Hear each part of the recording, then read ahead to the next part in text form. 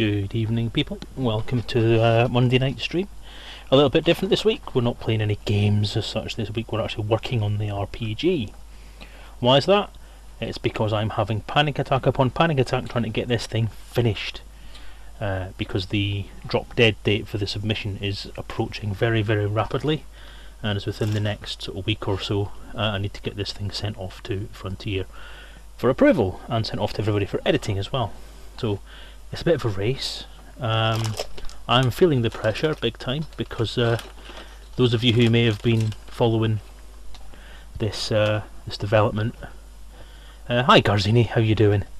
It's been fraught with troubles because there are issues I've had with family and health and going a bit mental for a bit and all that kind of stuff.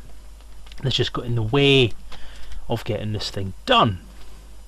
So yeah, having received a deadline from Frontier a couple of months ago, obviously the race was on to try and get everything finished, and I've managed to do a fair bit of stuff.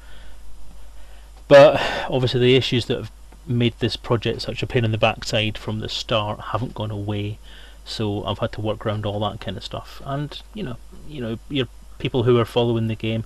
Obviously, there are not a lot of you sort of watching this live, but obviously this will go on YouTube. So those of you watching on YouTube possibly will have very little sympathy with that, because obviously this was meant to be out 2 years ago. But somebody, that's me, completely underestimated how much work was involved in writing an RPG from scratch.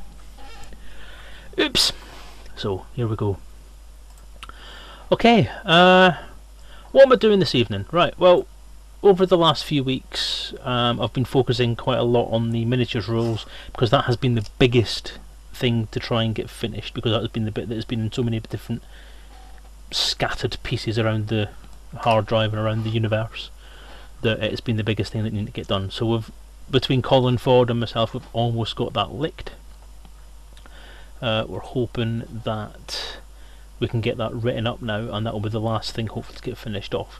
So over the last week or so, I've been focusing on trying to get the rest of the stuff finished and written up, while Colin tidies up some bits and pieces of the live document we've got to get the miniature show sorted. So I'm hoping that this evening we'll have a couple of visitors from the Frontier forums, because there's been quite a lot of lore stuff kicking off over the last few days, last few weeks, last few months. But I've only been aware of it for the last few days. And that there's a bit of a resurgence of the name Galcop is going across the bulletin boards at the moment. Now I don't use the Frontier forums pretty much at all. I have my reasons for that. Essentially because, you know, subjects that do interest me on there, sadly, are so popular that by the time I've actually written one of my long rambling posts to answer something, there's been 15 posts in the meantime. And I just haven't got the time or the inclination to keep up with that amount of stuff that's going on. Plus it became a real hive of negativity. I'm not entirely sure if it is still at the moment, but one of the reasons why I've stayed away from it is the fact that I got fed up hearing all the complaints and the slagging off of the game, and every time something came out there'd be somebody saying, oh, well, it's not good enough, I want a refund, blah blah blah, and I just couldn't be doing with it. You know, I struggle to maintain a positive frame of mind on a lot of things. Obviously that's why I don't do 8 o'clock updates for Elite Encounters anymore either. Normal. Also having a conversation with Colin Ford at the moment about ship speeds, because tonight's plan has been to, for me, is to get the equipment lists and ship lists and vehicle lists finished. And holy shit, I seem to have spilt my dinner down myself. Oops. So yeah, lots of different things going on. So the Frontier forums thing. Yeah, so hopefully a couple of guys, Kermit Lafroig, Goose, somebody, have all been invited to pop onto the stream and have a look and have a chat. If there's anything lore wise that they want to talk about, then I'll say what I am allowed to. So hopefully they'll be interacting with us at some point through the evening. Now I'm not entirely sure how long I'm going to stream this for. It depends on how productive I can be once I actually get the work started. I'm not going to be as interactive as I normally am, possibly, because I am trying to focus on getting stuff done here. But if you have any questions or any anything you want to say or any suggestions about the stuff that I'm doing, then by all means speak up and I'll deal with it as I can. But to get onto topic, what I'm going to do this evening is a lot of the information that has been put together about the miniatures game has involved vehicles and their stats and how they are used in game and so on. A lot of that is in our live document, which is on my Google Docs page. So we've sort of built this table of vehicle stats for the spacecraft, because that's the part of the miniatures thing, since as part of the miniatures thing that is sort of crossover between what I'm doing and what Colin's doing. So yeah, so what I need to do now is translate that across into the main rules and expand that concept and that stat range to cover other types of vehicle. Now you can see on there we've got motorcycles, passenger vehicles. This is the wheeled or tracked ground vehicles section.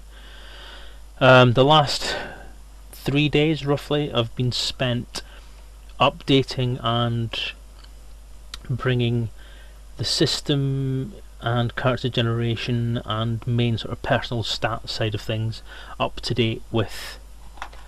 Well, I'll put the camera on. I'll put the camera on for a bit because I'm not using anything major today. So yes, let's have camera. Hello everybody. So I'm going to be looking sort of more towards you today because my actual working computer is on this side, so over here towards you guys.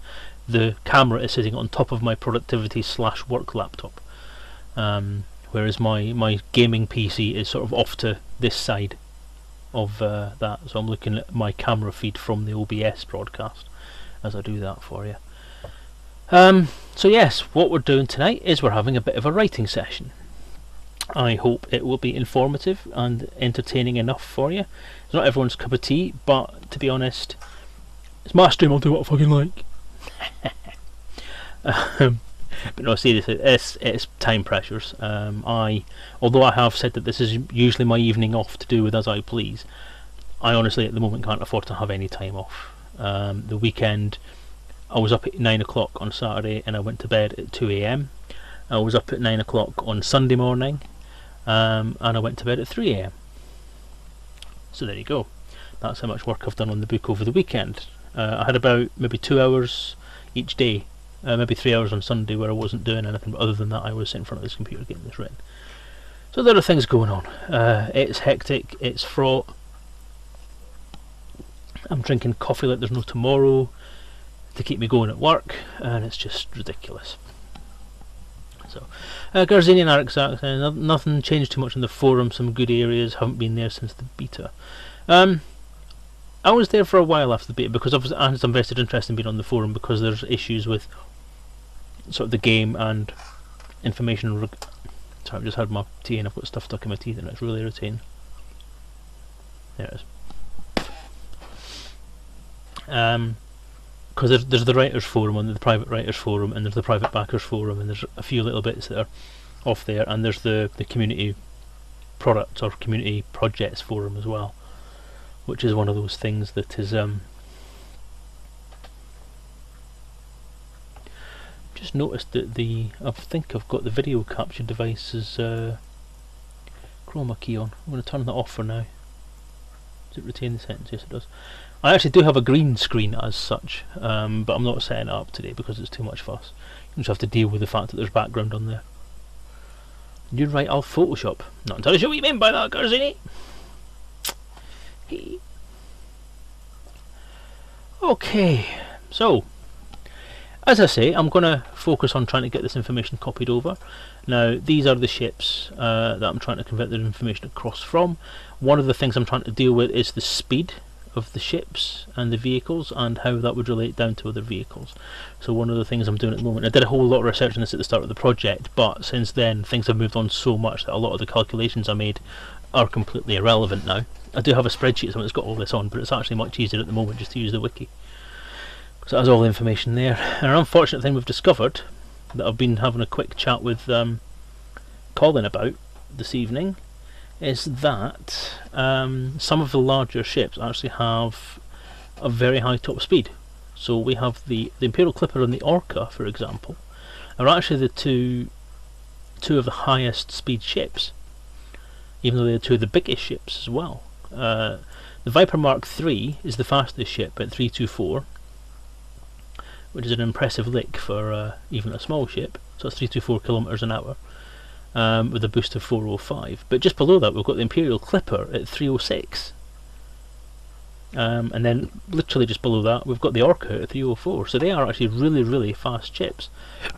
That is, I believe, the three fastest ships, and two of them are two of the biggest ships, which is a little strange, and it's also a little concerning, because one of the things that I was doing early on in the development of this, before we actually had the ships out, and before we had the final stats agreed for the ships in the actual game,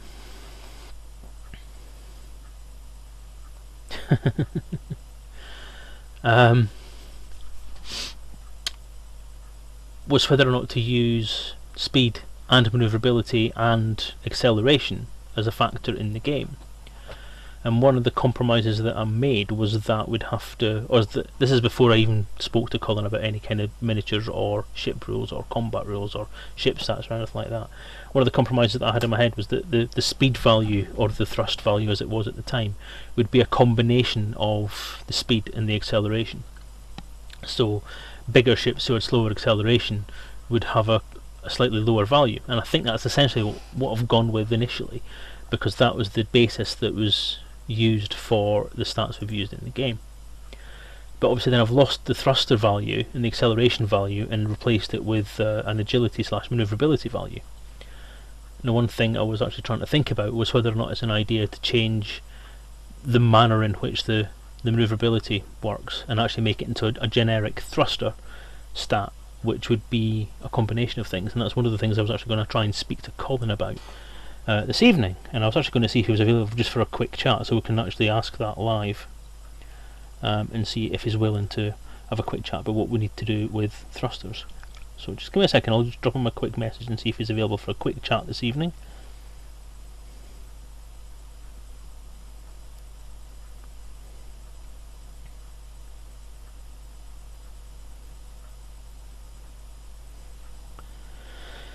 Do they get better base engines, or do better engines add less percentage speed? I'm not entirely sure. I've not looked at the A-class stats. Okay, let's have a quick look at the A-class stats and see what that does to the mix.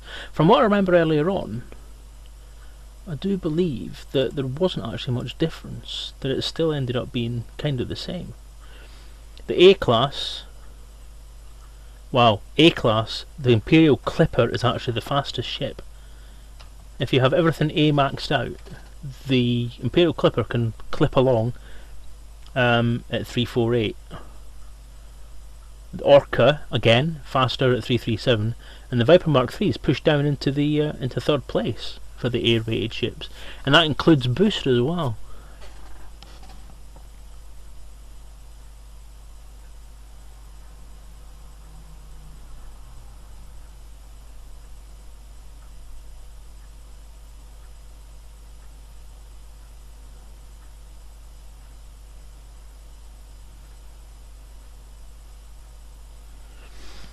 Colin appears to be busy, so I may not be able to discuss that with him tonight, which is a bugger, but never mind. Okay, so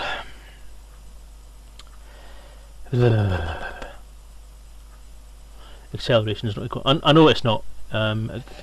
Speed is meters per second squared, and acceleration is meters per second. Sorry, speed is meters per second, and acceleration is meters per second squared. I remember that from physics. I'm just trying to work out whether I should do something, because what I'm thinking about doing is the way that the miniatures game has been played, and this kind of all goes together into the way that one, narrative combat would work, and two, miniatures combat would work.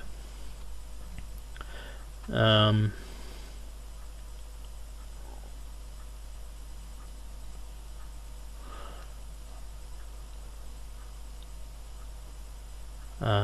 just trying to think at the top of my head there.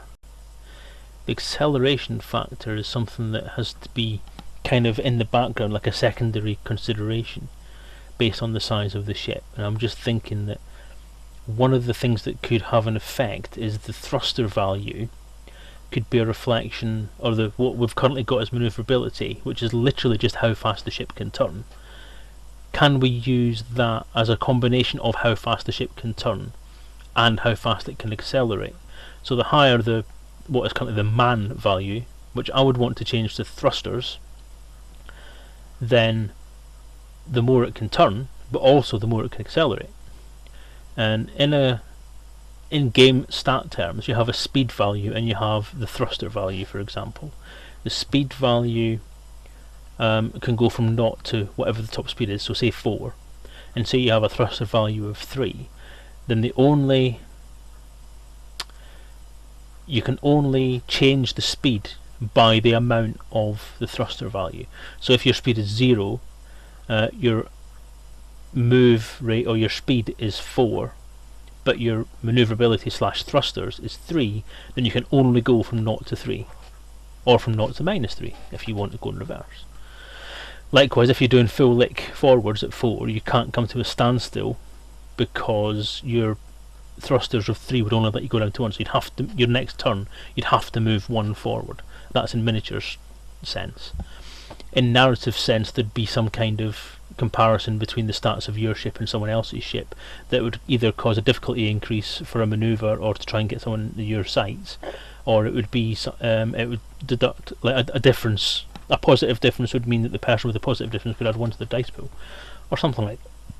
But the problem is we're looking at changing stats and changing fundamental aspects of the game at this point in the development, and it's not something I'm overly keen on doing, to be honest. But it's something that would work better, and I think would be quite an advantageous thing. But we're not going to get to talk about it tonight. Colin said that he may be available after the stream, so I can possibly grab him at 10:30 and sort of say this to him and see what he thinks. Alternatively, I could write it into the document. Do you have time to... Nope, not one word of that's right. Do you have time to read a comment in the doc?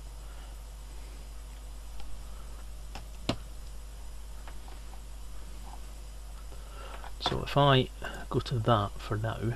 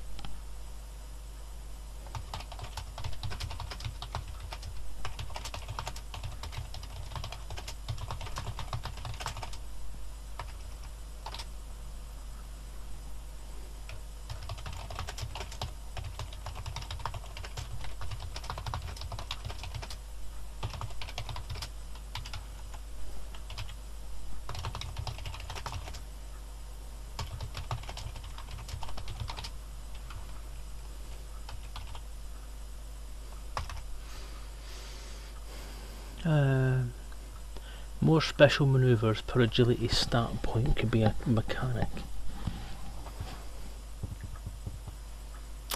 That's one idea, but that adds more complexity to it. I'm not entirely sure if that's worth the complexity.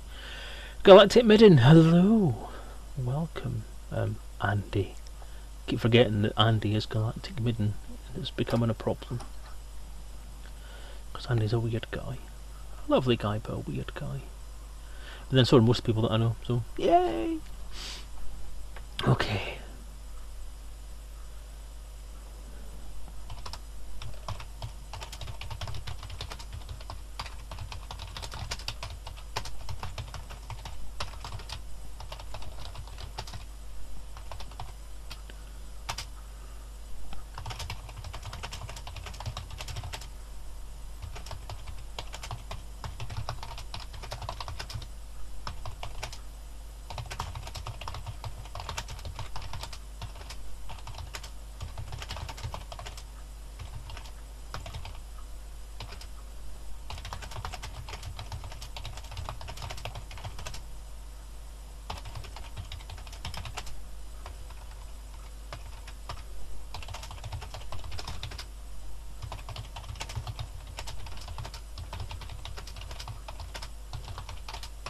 Whoops.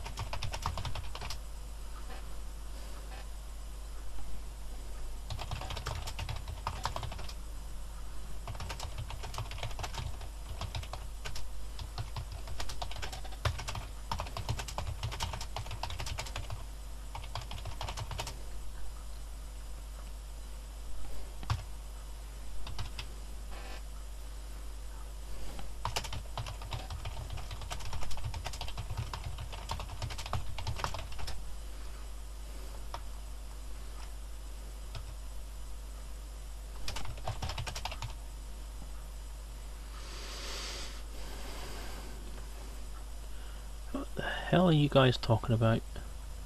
Keep it simple, stupid. Keep it stupid, simple. Everyone I know is nuts, even the visitors. Stupid, keep it simple. IT, keep stupid, simple. Someone please stop me. Wax been into the one I seem to be fucking with, so thanks.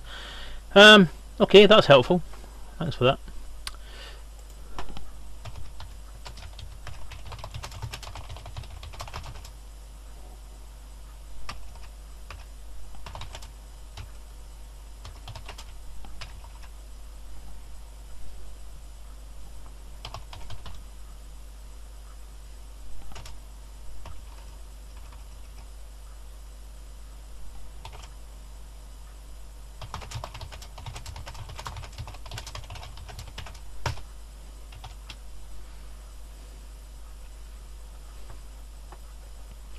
Okay, that seems to kind of explain it.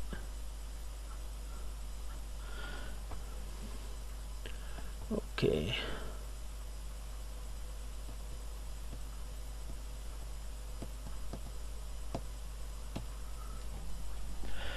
I'm only here for the percussion. It's quite calming.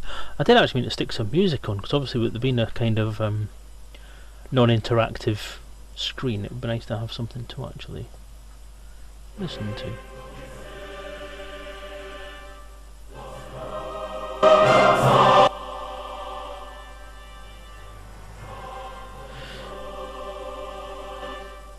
Is anybody getting any music there? Because I'm not getting any music at all. That's weird.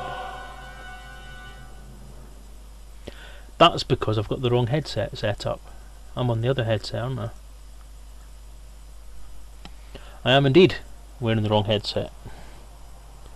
Okay, what I'll do is I'll wear my other headphones under my other headphones. So 1 second.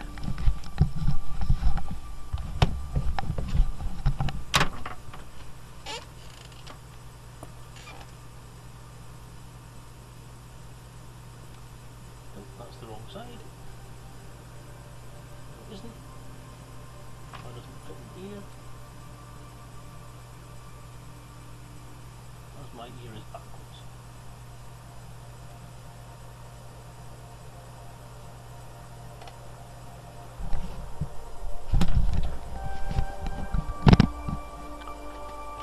There we go.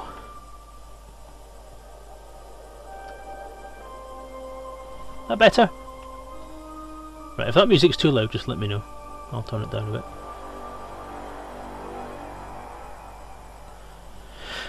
Stephen Curry, hello there. Hi Selezen, what's up tonight?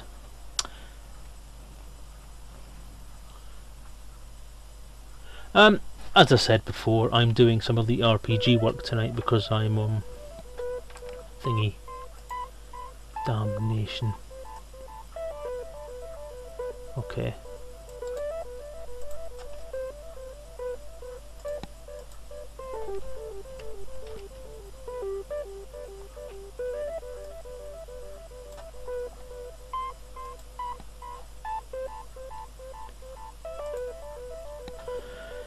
Okay. read the new text above the ship stats.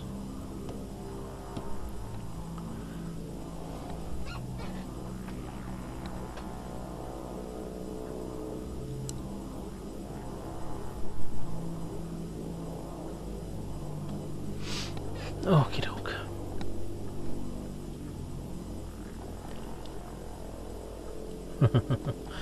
Deafened! That's alright. I think this headset is actually giving me tinnitus. Because I have had tinnitus really badly for the last few weeks. I'm starting to get a bit worried about it, in fact. Okay.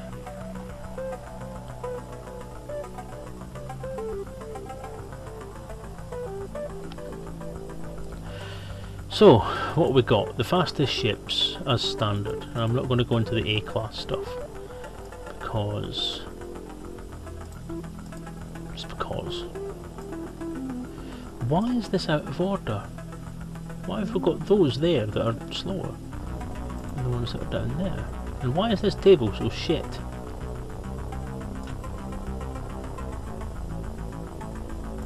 Can I copy that entire table? Apparently not.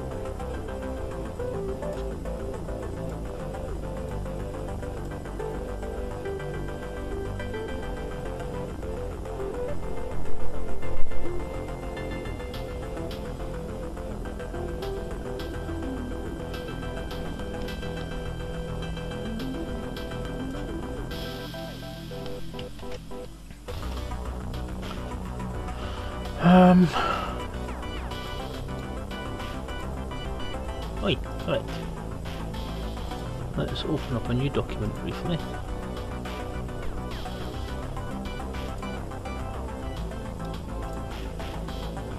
Margins, narrow.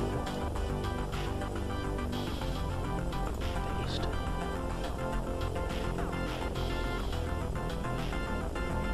Okay. Don't care about the jump ranges. Sort of maneuverability, cargo, landing pads. This is literally about speed. Don't care about the roll.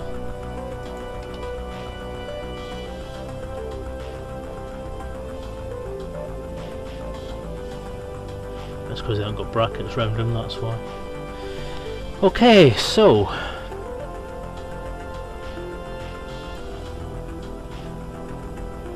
I take them out there, so they're actually all in order, so they go down to about 223, so 223,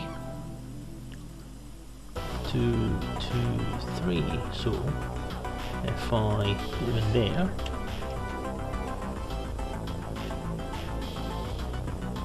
hopefully the side winch is over there, it's 7 knots. 223, 223. That over there. What was the next number? 202. So we go down to there, paste.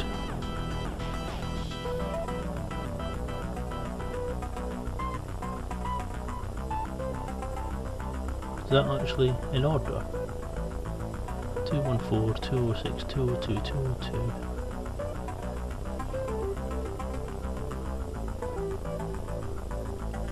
It is, that's pretty cool.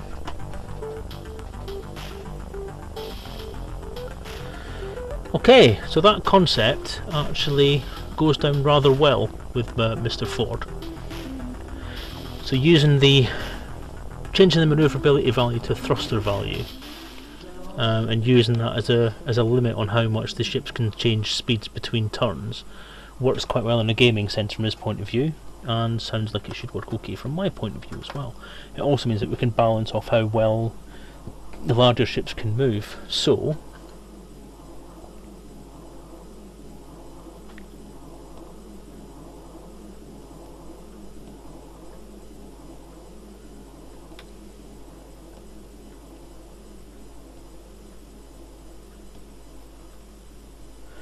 that's going to take some extra work. See, this is what happens when I work on this thing. Every time I start to do something, I end up creating more work. And this is why things just keep on going on and on and on, because it's just ridiculous. The amount of different things that we find, or that I find, that just need to be changed is getting beyond a joke. None, single, no.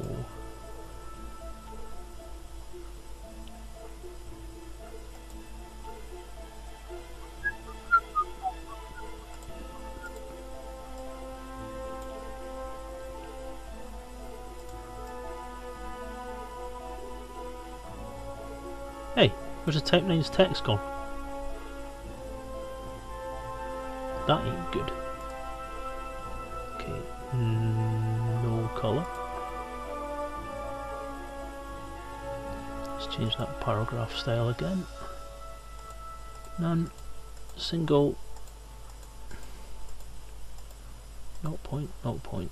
Okay, there we go, that's better. So what we have is the Viper Mark III, the Imperial Clipper and the Orca are the fastest ships. Dropping below that we've got the Imperial Eagle, the Cobra, the Diamondback. We've actually got... God damn it. So we've used the size as a very big basis. Perfection is the enemy of well enough. Yeah, that's very, very true. The thing is, I mean, I'm trying to make this as close to the Elite Dangerous experience as I can, or at least the Elite Universe experience as I can. But it's never going to happen, and I need to know, I've had to know when to stop fettling and try and just be satisfied with where it is. This is one of those little finicky things that, whilst not overly important in the grand scheme of things, is important for the compatibility between the miniatures rules and the main rules. So it has to be right, and it is the core of the game, because obviously this is the bit where the RPG heavily overlaps with the computer game, and that's the bit that's important to get right, and this is the bit that has had the most faffing around, so it's hard. Difficult to know when to stop, difficult to know when to give it a rest, but I suppose at the end of the day it'll be worth it once it's all sorted out. Just let me try and make this table a bit more readable. Oops.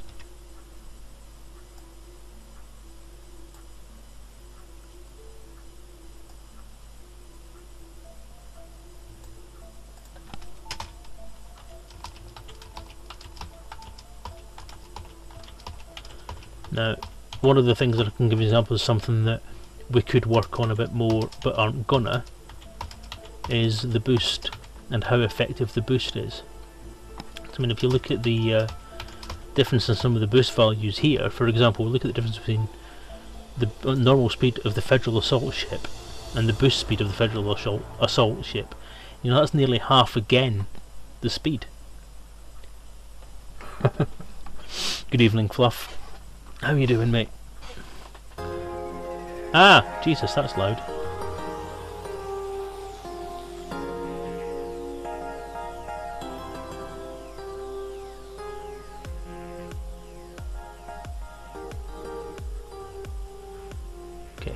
Sorry for that. If that was too loud for you guys, I do apologise.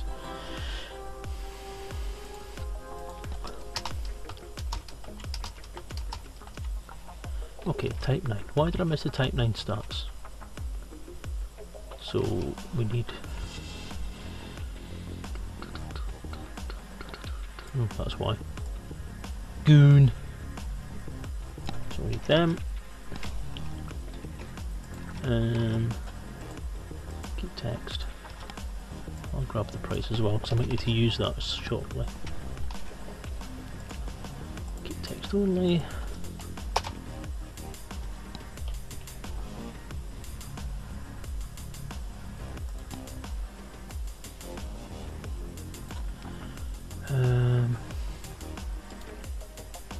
Table properties, options.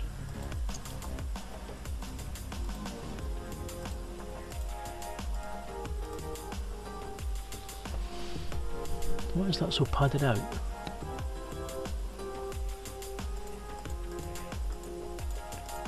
Stop fucking left.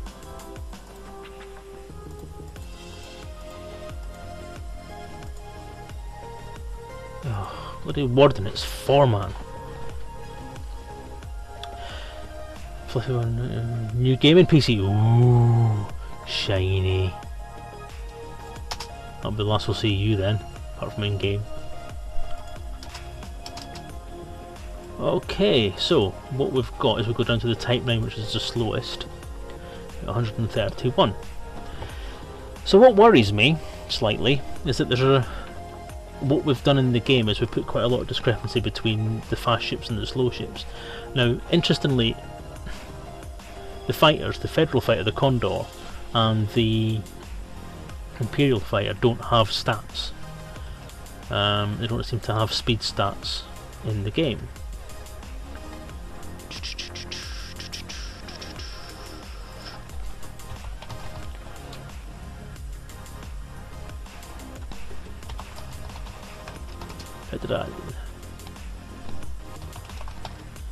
Federal fighter. Top speed 300, there we go, that'll do. So that's 300, so if I put oh well, copy that row, let's just copy that row. Whoops. 300.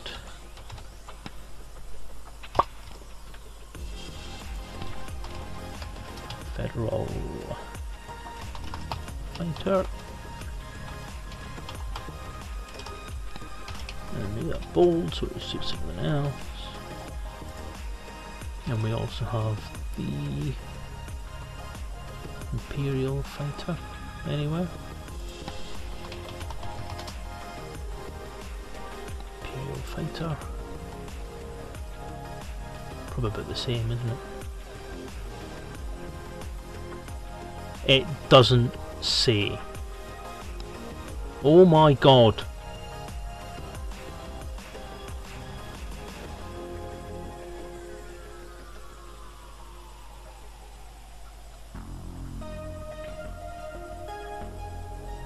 Shit.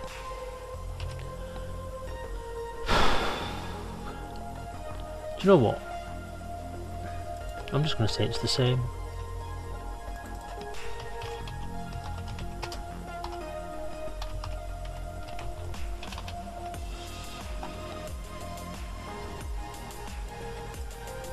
Don't know how much it costs to buy, so I'll just leave that blank.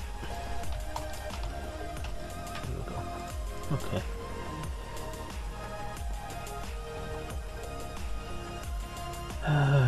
Right, so what we need to try and do...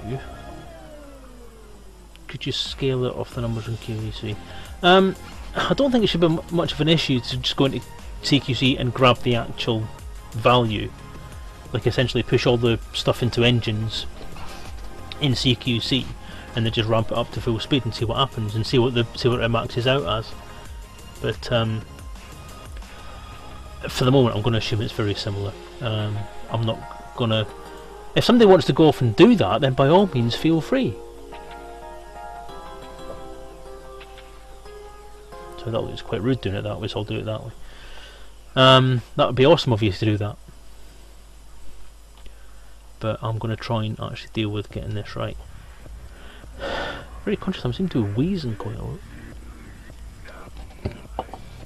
Right, so what I'll do is in the main document here, I shall try change. So that's the miniatures game stats. I'm not going to change them. I'm going to leave them as a baseline. So the fastest ship is the Viper Mark III. God, I want to add another column into this.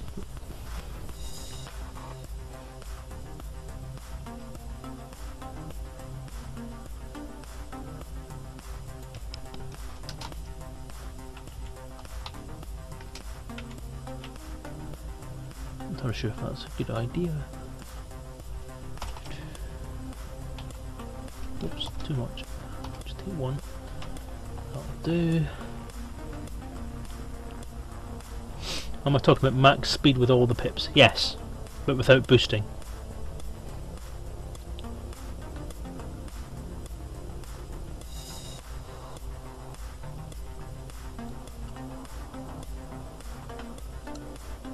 Can I copy that out into an Excel spreadsheet?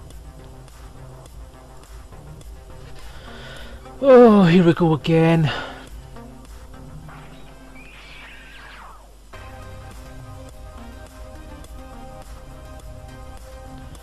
No, just the Imperial Fighter, mate. I've got the Condor stats.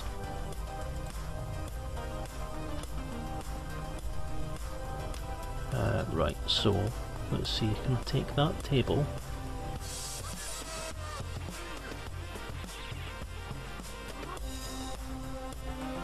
Oh, come on!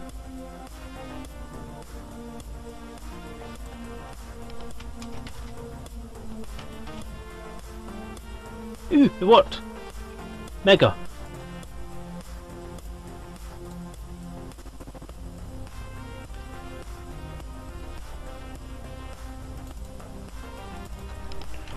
THR. What was man?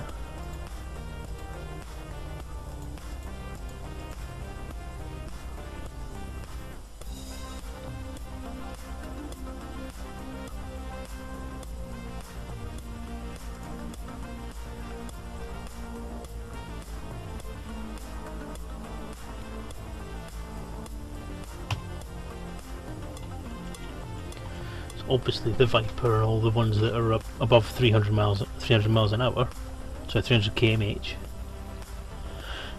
will be up at 6, so that means the Viper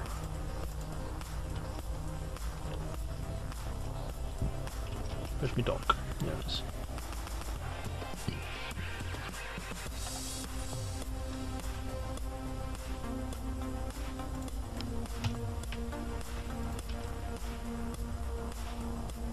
So that's the Viper, the Clipper, the Orca, Clipper, 6.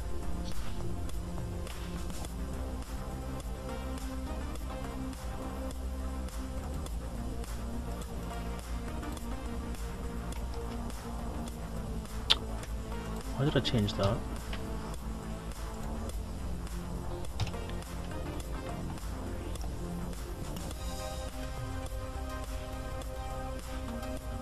Thanks, Fluffy. I appreciate it. Very kind of you, mate. Just saves me a little bit of time. Okay, so that's everything that's above 300. Right, I need to do a little bit of working out. I'll do it on screen for you just so you know. So, 6, 5, 4, 3, 2, 1.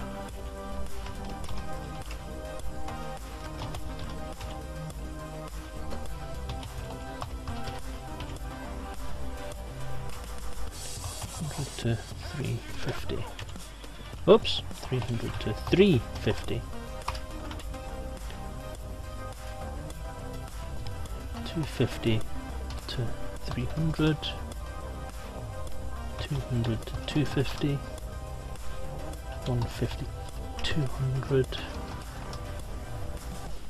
100 to 150. 50 to 100.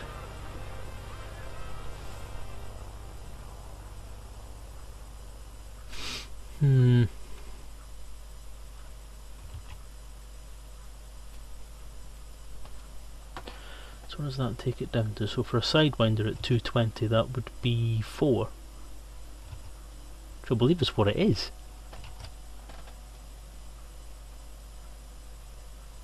Sidewinder 4. Cool.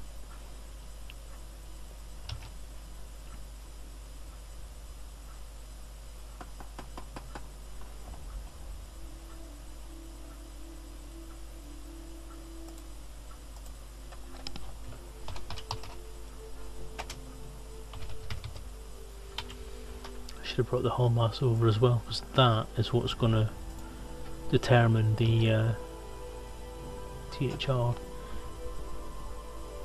Now, these are also things that can be boosted by upgrades.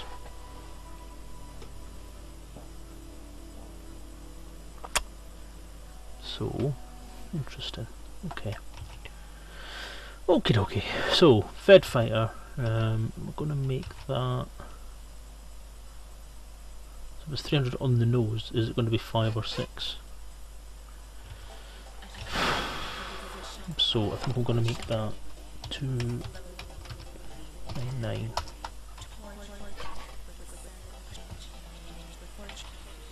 So not to 100. Are any ships on here less than 100? No. So nothing will be a manoeuvrability 1. We'll have a, oh, sorry, speed 1. Everything will be 2 or above. I wonder if it's worth making that 100 to 125. Then it doesn't leave a lot of range for the ships. Oh, this is all tough shit. Okay.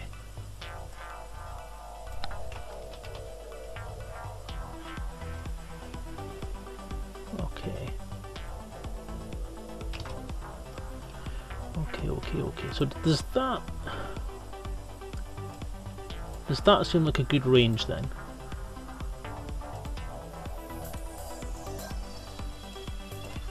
I know I'm formatting something I'm never really going to use, but where's my thingies gone? How do I get them back down? There we go.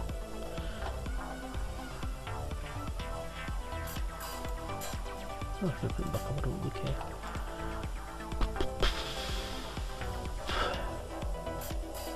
That seems like a good range to use, so I like that.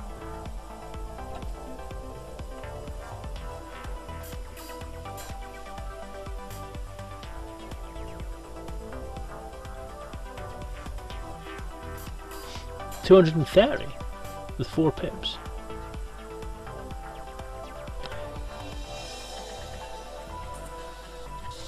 Okay, that seems a big difference. Kermit the Frog, hello! How are you doing, mate? Thank you for joining in. Thank you for stopping by. Kermit the Frog, by the way, chaps, is, and chapesses, if there's any chapesses out there as well, is someone who's doing a drive to bring back, kind of in spirit, the old Galcop organisation, or at least the tenets and operating procedures of Galcop. Although I'm not sure I understand fully what the what the background of it is, but it sounds interesting, and I'm interested to be part of hearing what it's about, or I'm interested to hear what it's all about. Anyway.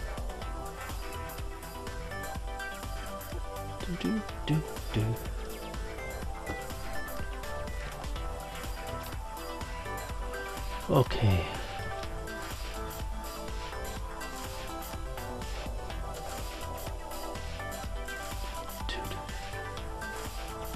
Go away. That's me plugging my phone into charge. No, I don't need to know boost Garzini, it's fine. Can you have a look and see what the Condor is as well? Because I'm not entirely sure that the Condor is being accurately represented here. That's a big difference in speeds between the two ships. I would have thought the Imperial fighter, being smaller and less bulky, would have been faster. So would you mind nipping on and seeing how the Federal fighter compares, please?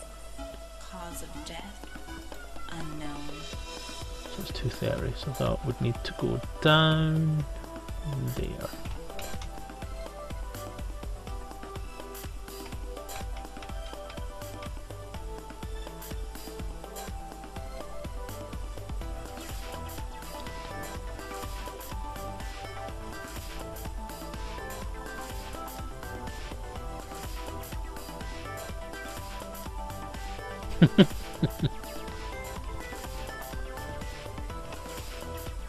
Okay. Let's see then. So, using that,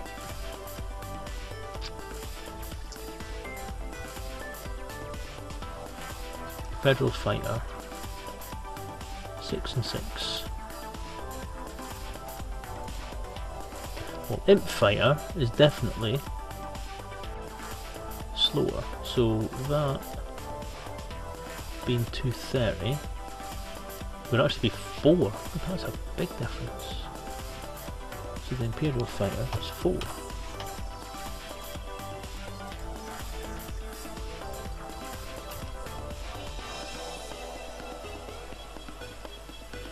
Alright, so we've done the Viper, the Imperial Cobra, the Orc and the Fed Fighter. So Imperial Eagle, Cobra Mark III.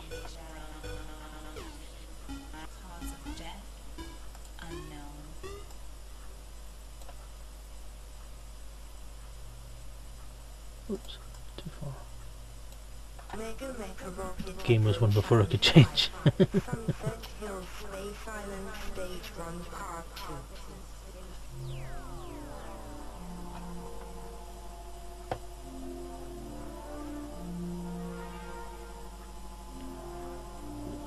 Interestingly, it's Garzini that's providing me the information, and Fluff that's supposed to be doing it, so interesting. Thank you for gazumping him, Garzini, that's not very nice. Fluff was going to do me a favour and you've nicked it. You've nicked that favour. You're a favour thief. You nasty piece of work, you. I do appreciate the effort, obviously, but, you know. It was Fluff's bag.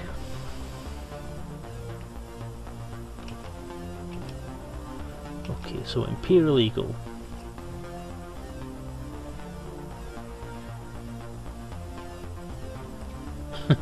Naughty step, Garzini. Get on that naughty step. So that's a 5. Cobra Mark III is a 5 already, that's good.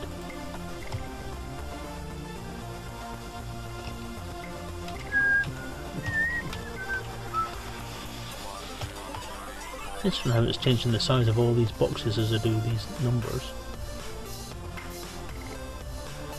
Well, it looks like Garzini's doing it, so I mean, if you're still trying to get an Eagle, 245 for the Condor. Yes, I do, thank you, Fluff. I appreciate the effort, but Garzini's beat you to it. He was obviously in game already. But thank you. Thank you, guys. Appreciate it from both of you. So 245 for the Condor, which is really slow. For a teeny tiny ship, that's really slow. Okay, so the Imperial Fighter, the Fed Fighter, that's 245. 245, which is also a 4, I believe, isn't it? What was there? It's only just faster than a Diamondback Explorer. That's bizarre.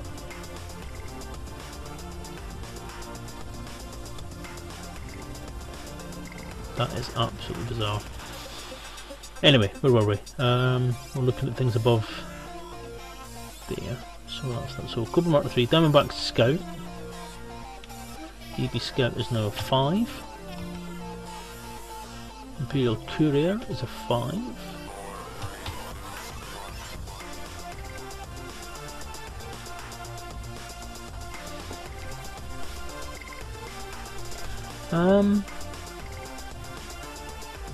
Yeah, Fluff, go on then, do it, just in case. That's a very good point. CQC doesn't use the same stats, does it? CQC doesn't have the same loadout as the default ships in the main game. That's a very good point. Thank you for that. Oh, see what I mean? So many different things to think about with this game. Honestly, at this point I could just sit underneath a mountain and cry.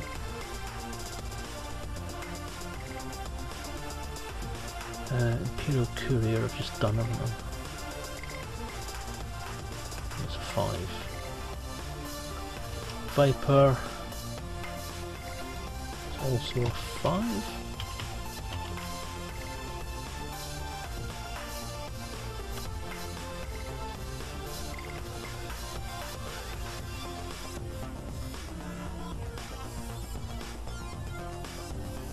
Fer-de-Lance is a 5.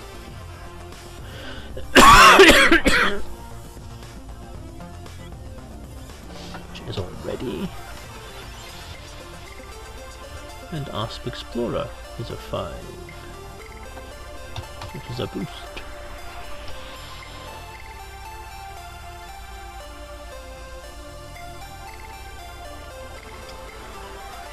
Thanks, Fluff. That's all the 5s then, so we're now dropped below 200. And everything that's above 200. Or 200 or above. So DBX is 4. Eagle is a 4. Which is already. Python is a 4.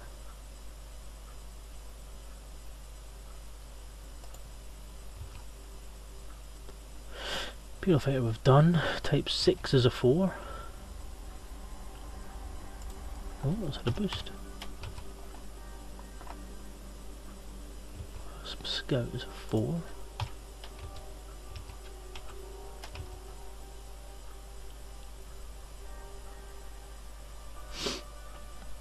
Fluff's doing it, Garzini.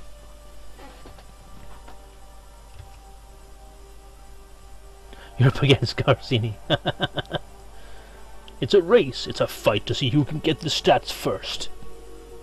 This summer, Garzini versus Fluffy in Stats for Dave.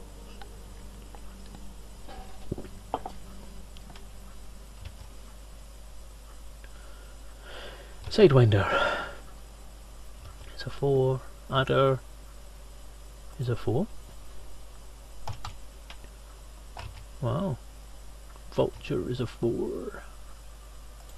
Ooh, Vulture's down. Fed Assault is a 4.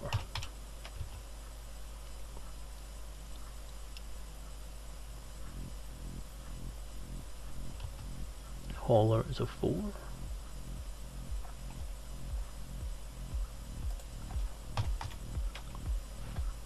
A lot of 4s.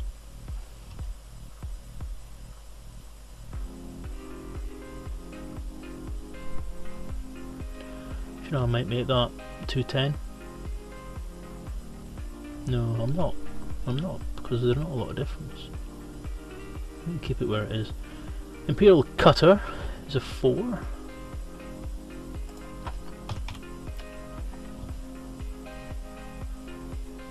Keelback is a 4, which makes sense.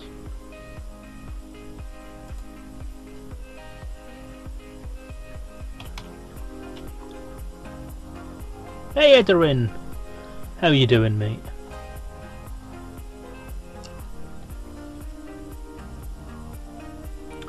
And finally, Cobra Mark 4 is a 4.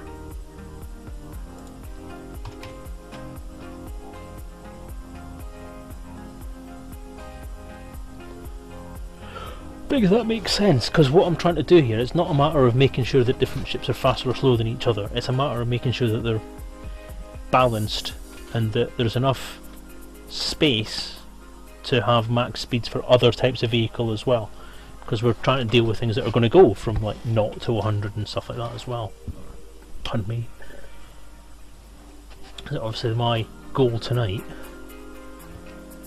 is to try and sort everything out here. So we have Corvette, Dropship, Anaconda, Type 7 Federal Gunship. We're all 3s, which leaves the Type 9 as the only 2. That is a slow beast. Outrun by most cars. Which is fair enough, because it's like the truck of the spaceway, isn't it? Okay, so Federal Corvette 3. Federal Dropship 3, which already is. Anaconda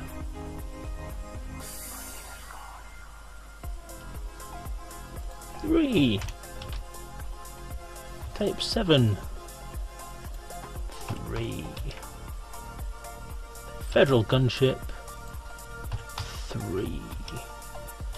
And type 9. 2. So there you go.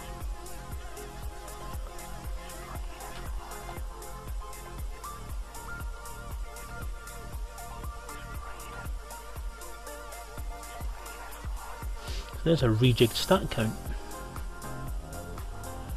Now the thrusters.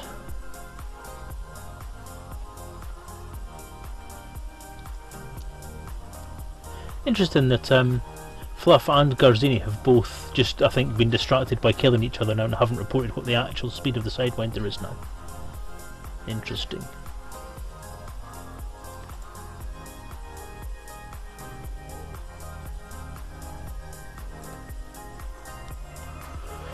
Okay, so thrusters. What is the hull value of each ship? Go back to there.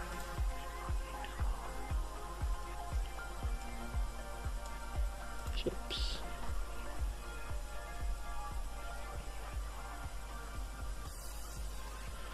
So the hull masses of each ship then.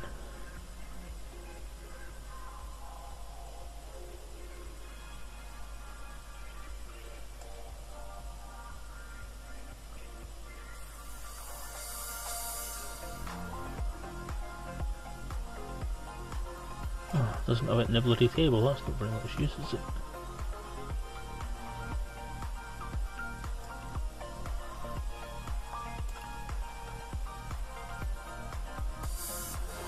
Okay, typical.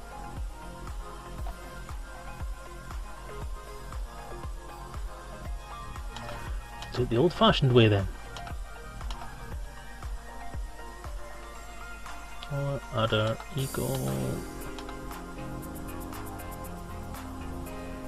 Viper, Cobra, Viper, Diamondback, Cobra,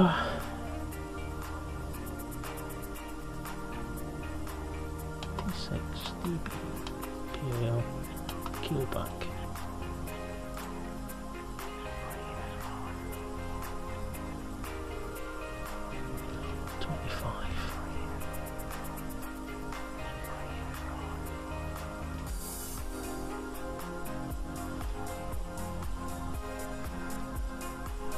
Oh, Arixac, dearie me.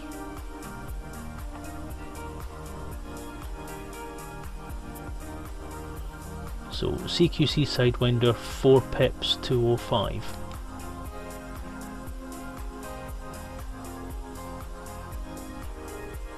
It says 220 for the Sidewinder here.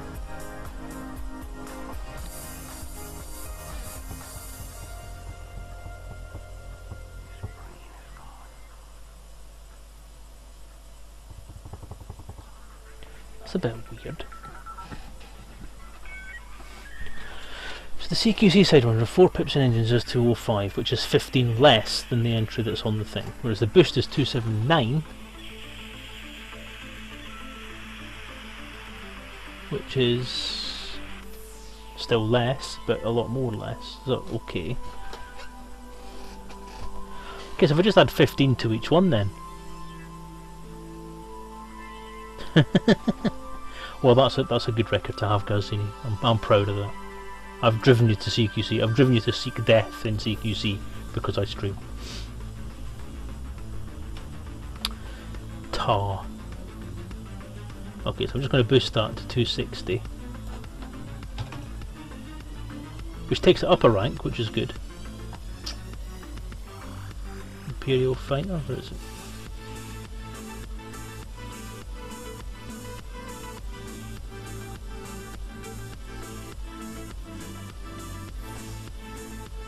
I think that's 245. I'll take that out. Put it there. Take that out. Put it there. Which means the Federal Fighter, sorry, the Imperial Fighter doesn't move, but the Federal Fighter goes up to the next band, so the Federal Fighter now gets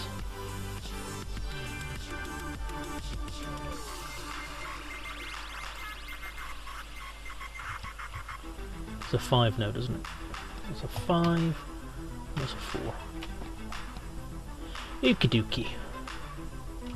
That's good shit, man. That's good shit. Okay, Sidewinder. 25.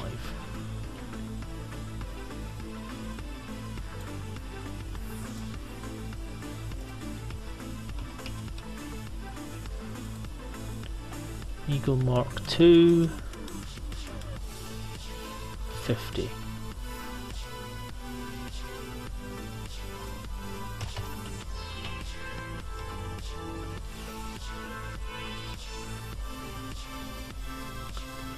Hauler 14.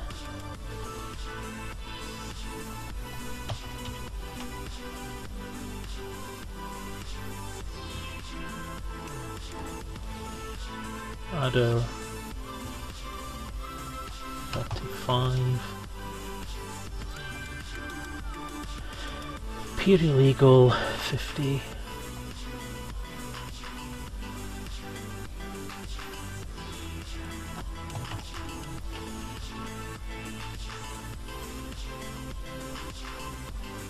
Viper 60.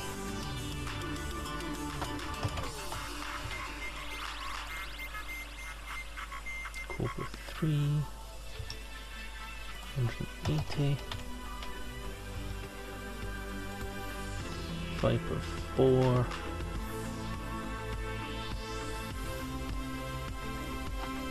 90. TB Scout 170.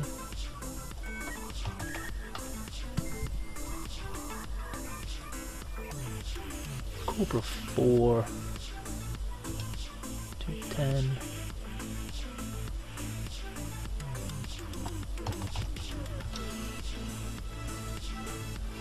T6.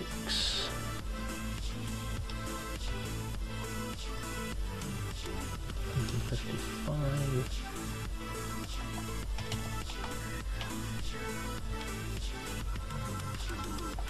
TBX 298.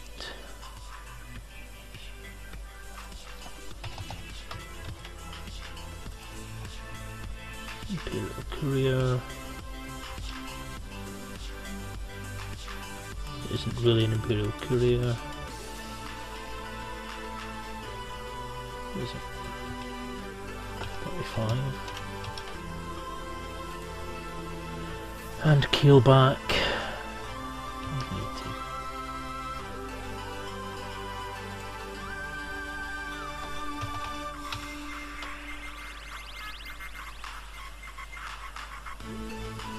I'm not adding 15 to all, I'm adding 15 to the 2 other ships, the fighters.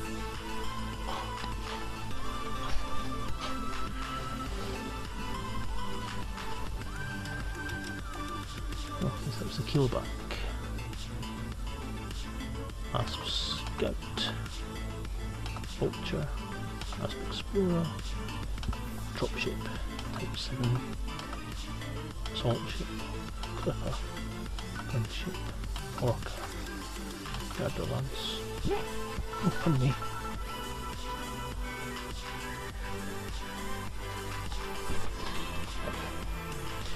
Excuse me, I'm going to put my feet because my feet are absolutely bloody freezing. What is it with the weather at the moment? And don't say global fucking warming. Middle of March, sorry, middle of April. I'm not entirely sure what's happening with the weather because it's 1 minute it's fucking warm, next minute it's fucking freezing.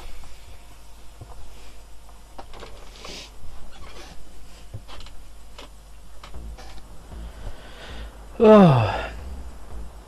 Yeah, Alex, don't worry about it. It's more to do. There's a difference of 15 between the Sidewinder speed in CQC and Sidewinder speed in the main game, or the Sidewinder stats that I've got in front of me.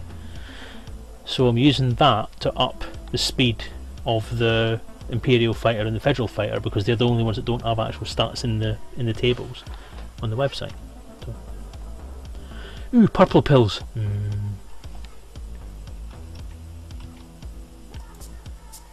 Okay, so Lance. So, Asp Scout. 150.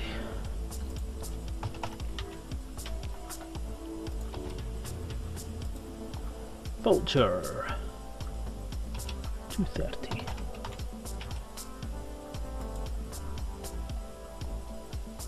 Asp Explorer. 280.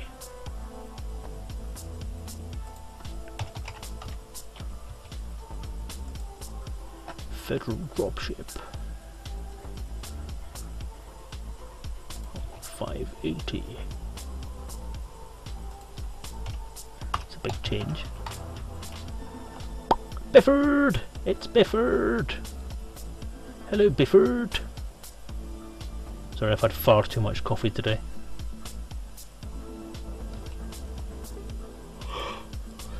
Selezen, you need a second monitor. Yes, I do!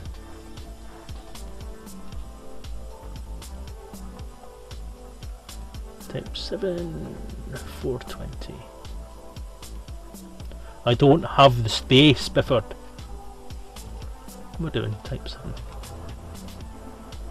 Type 7, 420. Federal Ass. 480.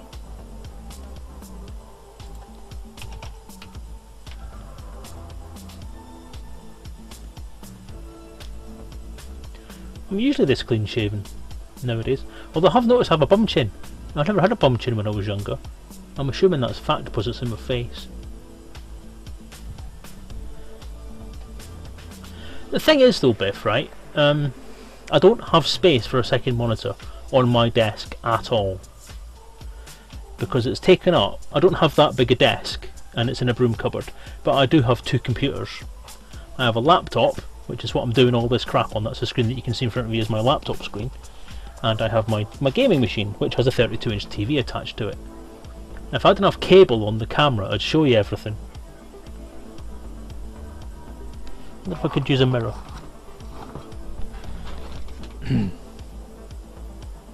Okay. Can you see that very well? Okay. That's the end of the table right there. Okay. Is it? Yeah. Because that's the PS3 with my Lego Dimensions stuff on it. And the end of the table. Okay, and the wall. There's the laptop that you're looking at on the screen right now. And there's the TV.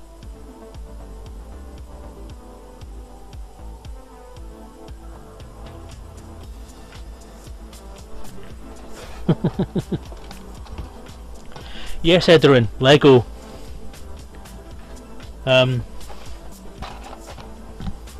Lego.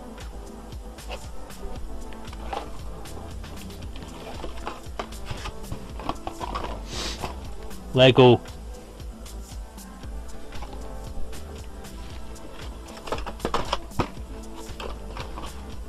Lego.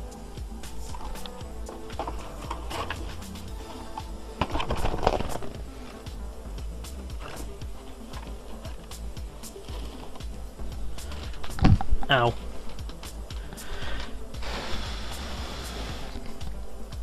What other Lego have I got? I wonder if this will work without bugging anything up.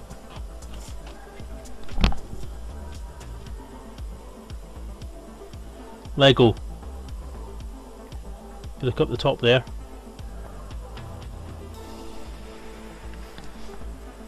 Lego Dimensions.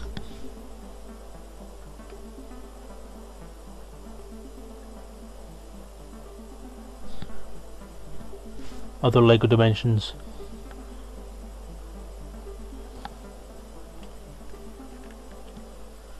Other Lego Dimensions.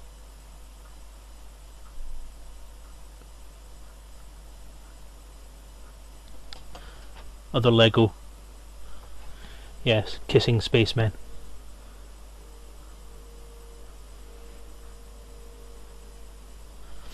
Other Lego? What other Lego? Other Lego. Oh, Lego. There's Lego over there as well.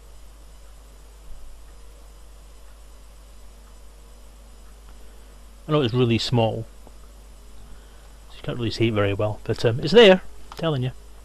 Ah. Turn this fucking light on again. Okay. Enough of that messing about. You lot distract me from my necessary RPG work again. Back to life, back to reality. That's better. You can't see my big tits now. Right, Federal Ass Ship. Did we get the number? 450. The Federal Assault Ship. Yes, we did. 480, sorry. Imperial Clipper. 400 tons. Where's the Clipper? It's way up there. That's another speed, isn't it, right now? 400 tons. Federal Gunship. 580.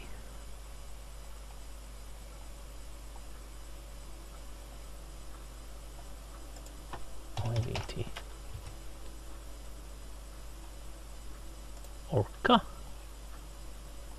580.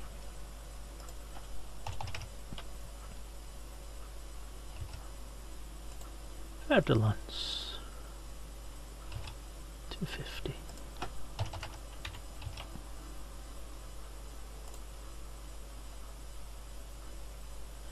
Python T9. Anaconda. Federal Corvette. And Imperial Cutter. And again. Condor. Imperial Fighter.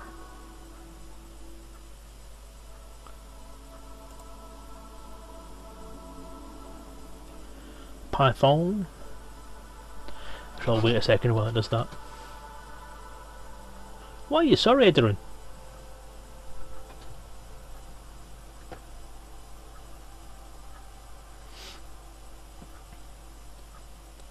A shit ton of Technic Lego. Dave, something to with the shiny Lego. I can't help it. Lego is just, it's the second best thing in the world. Next to Elite. Did I just derail sales? Yes, you did. Even have Legos. Oh, Arixac. It's not Legos, it's Lego. Even has Lego on his. Wait a minute, has Lego on his. No, I don't. It's my head tracker, it's not Lego, it's a Tic Tac box. With a circuit board in it and some lights. You silly. Right, everything's loaded now. So everything will respond. Python, hull 350.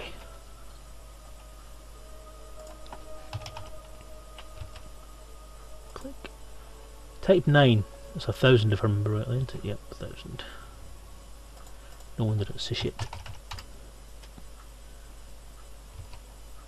And a Condi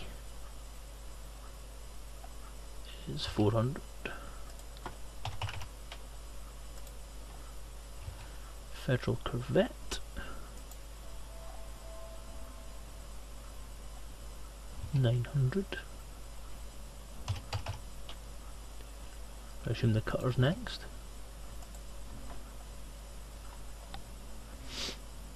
No, Legos is no way to say it. It's probably the way the Americans say it because they're all ignorant and don't know how to say words properly or even spell it properly. Adam Savage is different. Adam Sandwich is a law unto himself because he rejects reality and substitutes it with his own.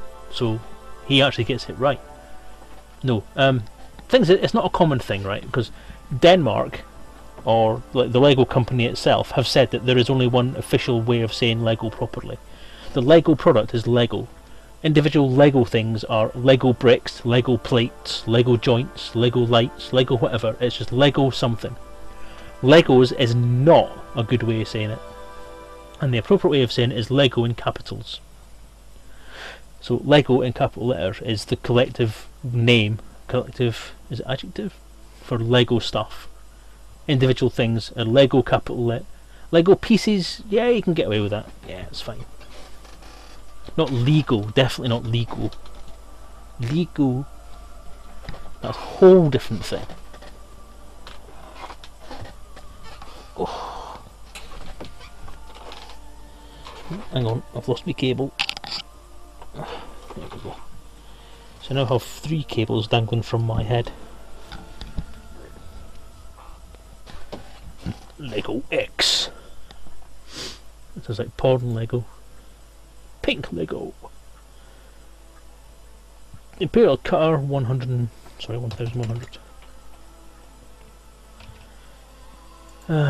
Condor. Doesn't have a mass. That's useful. But the Imperial Fighter also doesn't have a mass. That's useful.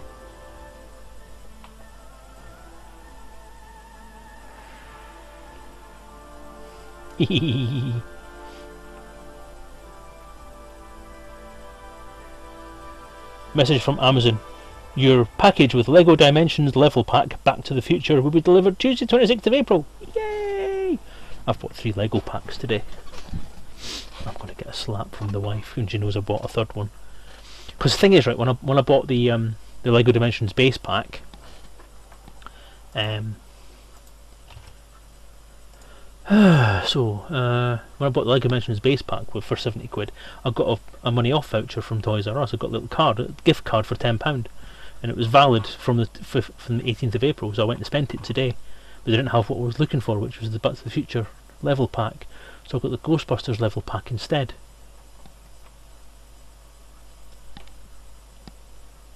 But then I saw that there was £5 off the Back to the Future Lego pack on Amazon, so I got it from Amazon, and I'm going to get a slap. Right, okay, so the fighters are tiny. Let's do a little bit of creative thinking, shall we? Smallest ship is the Sidewinder. The Federal Fighter and the Imperial Fighter are smaller than the Sidewinder. Sidewinder's mass is 25. You get you get a Venkman figure. You do indeed. Venkman is mine.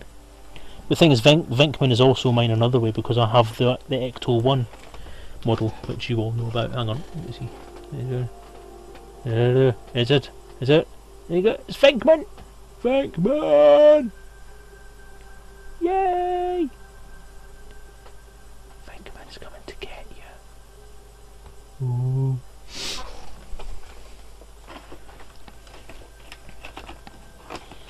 I've read the reviews for the packs, trying to work out which one to get, and apparently both packs, the Back to the Future one and the Ghostbusters one, are fairly average, like the actual levels themselves.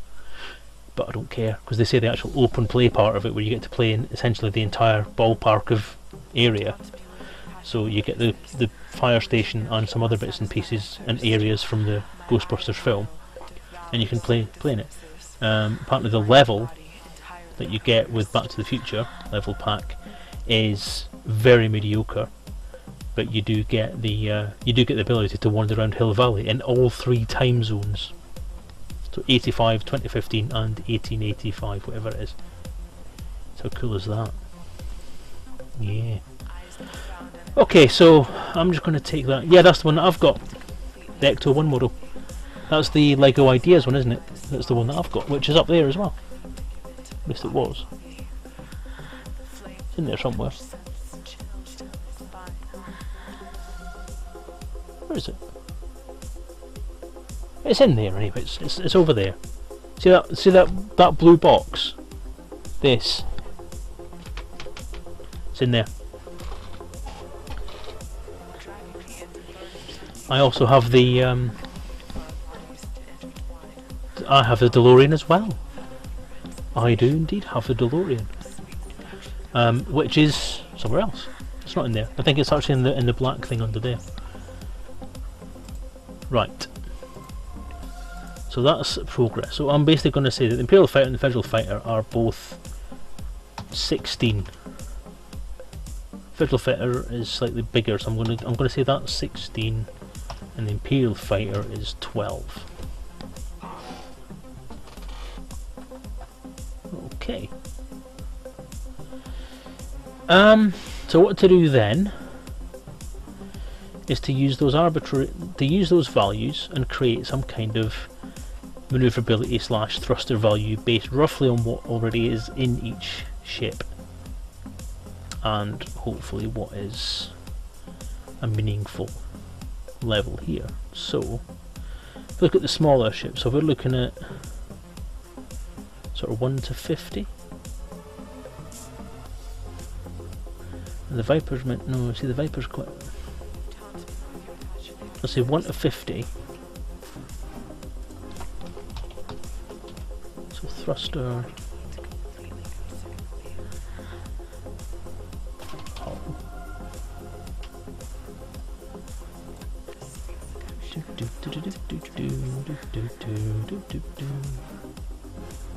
no, I don't want it all to be bold. Just want those ones to be bold. Okay, so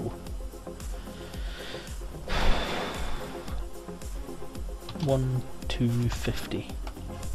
1, 2, 3, 4, 5, 6. Oops. Typing fail.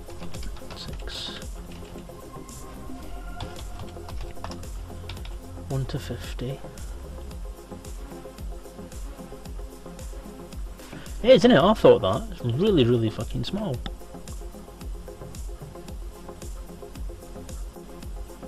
It's 14 tons, which means technically, given the amount of bloody cargo space that it's got as well.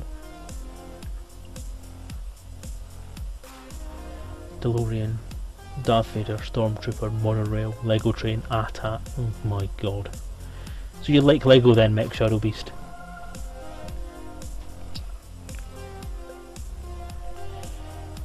So I'll make that 1 to 49, 50 to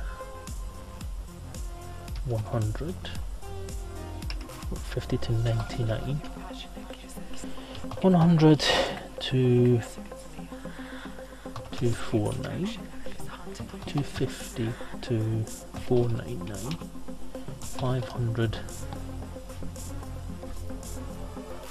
to 999, and 1000 plus. That works, doesn't it? Although it should be the other way around, shouldn't it? 1, 2, 3, 4, 5, 6.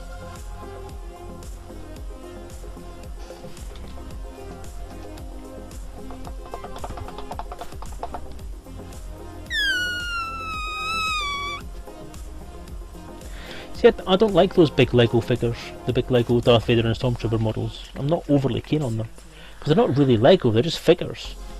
They're not made out of Lego bits. Oh god, I'm strangling myself with my headphone cable now. That's not good. Shit, I am actually starting to strangle myself. I'm sitting in the bastard thing. Okay, what can I do with it to try and get it out of the way then? Because it's a very long cable.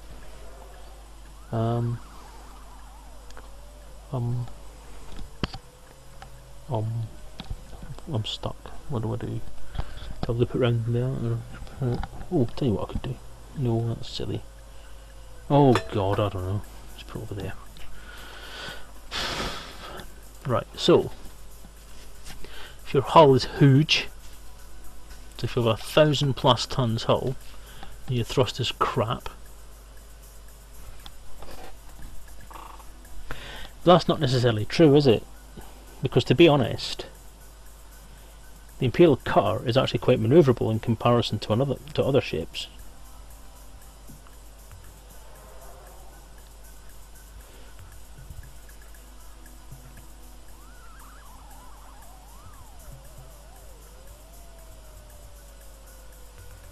I've got a knot in my cable as well. So how do I do that then? How do I work that one out?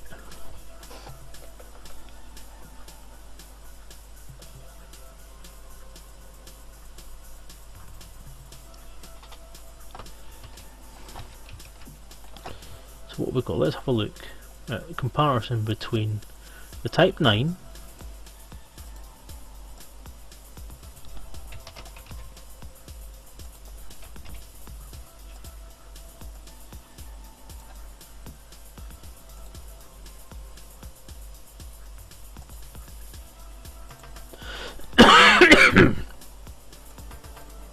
not very fussed about cost, and the Imperial Cutter.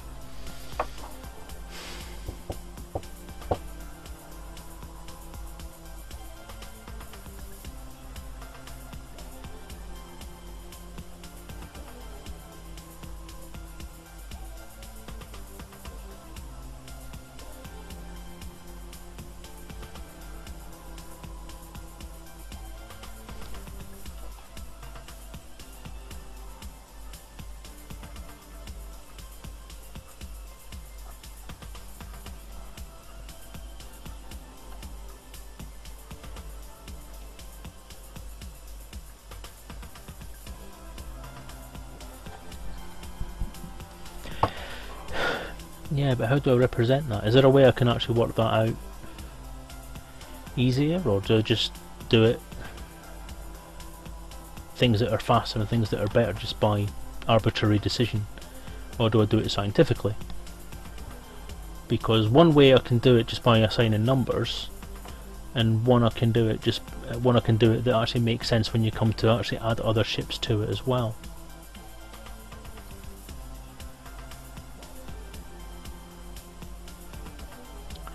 One option I was thinking, if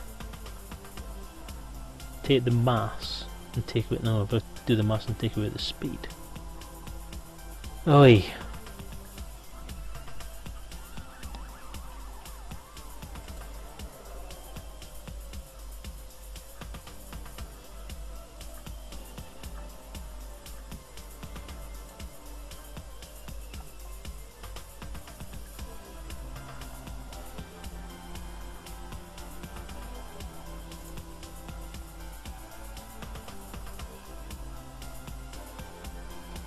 Do I keep track of fuel consumption?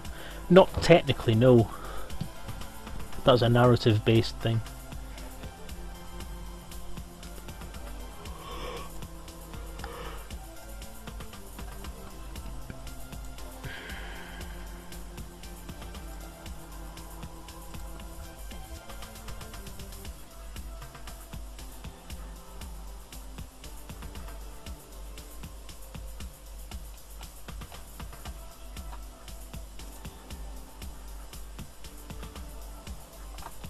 Okay, I'm just going to do it arbitrarily. So that Sidewinder 4,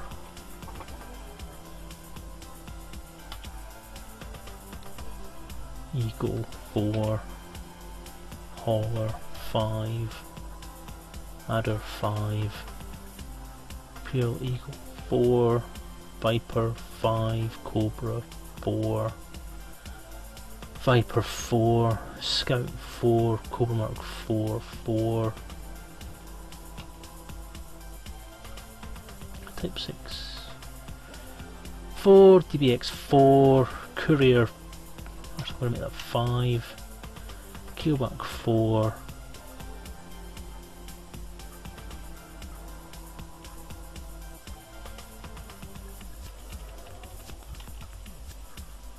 Asp Scout 4, Vulture 4, Asp Explorer 3, Dropship 3, Type 7, it's quite slow, so that 3 as well, Salt Ship 3, Clipper,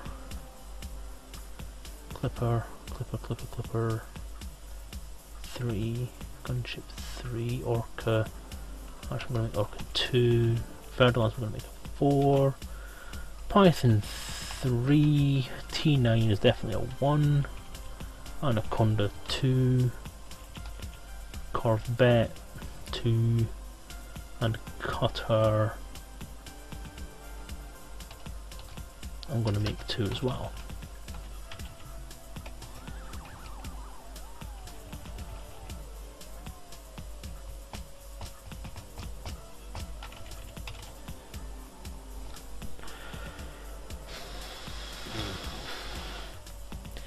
Yeah, that's the thing, that's what worries me, is it actually does take into effect the sort of design of the hull. Because the Cutter and the Clipper, for their sort of size, have actually quite a low hull weight, or hull mass. And they're quite manoeuvrable and quite nippy for their theoretical size. But that's because they've got sort of large areas that are essentially just either thin wings or empty bits. So, I'm hoping that makes sense.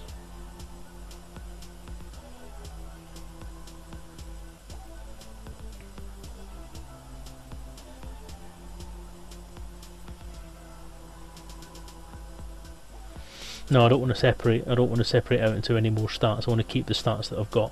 It's going to be a pain in the arse going through and renaming man to thruster, or man to through, all the way through the bloody books.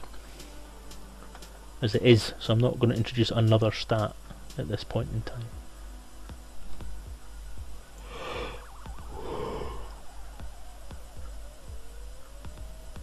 Oh God Almighty! Tired.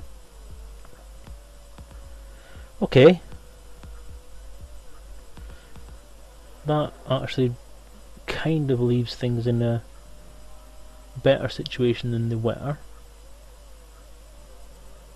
Does anybody think anything should be any faster or any more manoeuvrable than that? The Viper, Cobra. Yeah, but try replacing the word man. I mean, man comes up everywhere. It's part of loads of different words. It'd be a managed. I wouldn't be able to replace all. I'd have to do it step by step and make sure I replace the right bits.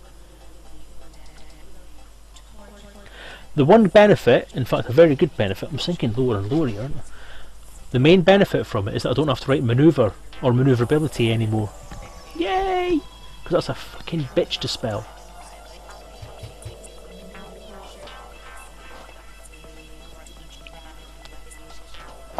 This is what takes a lot of the time, is all this mucking about and trying to make sure things are balanced, because this is the thing that annoys me, and this is the thing that I really underestimated with the game, was balancing it. Balancing this game has been the biggest time sink in the whole process, making sure that things work. That's why, I mean, the stuff that we've broadcast between me and Colin with the playtests and the miniatures rules and the VCS is an effort to try and make sure that it's balanced, that we can have different size ships fighting each other and it could work. So we're hoping. But what about if there's man dot, like a full stop, or man comma?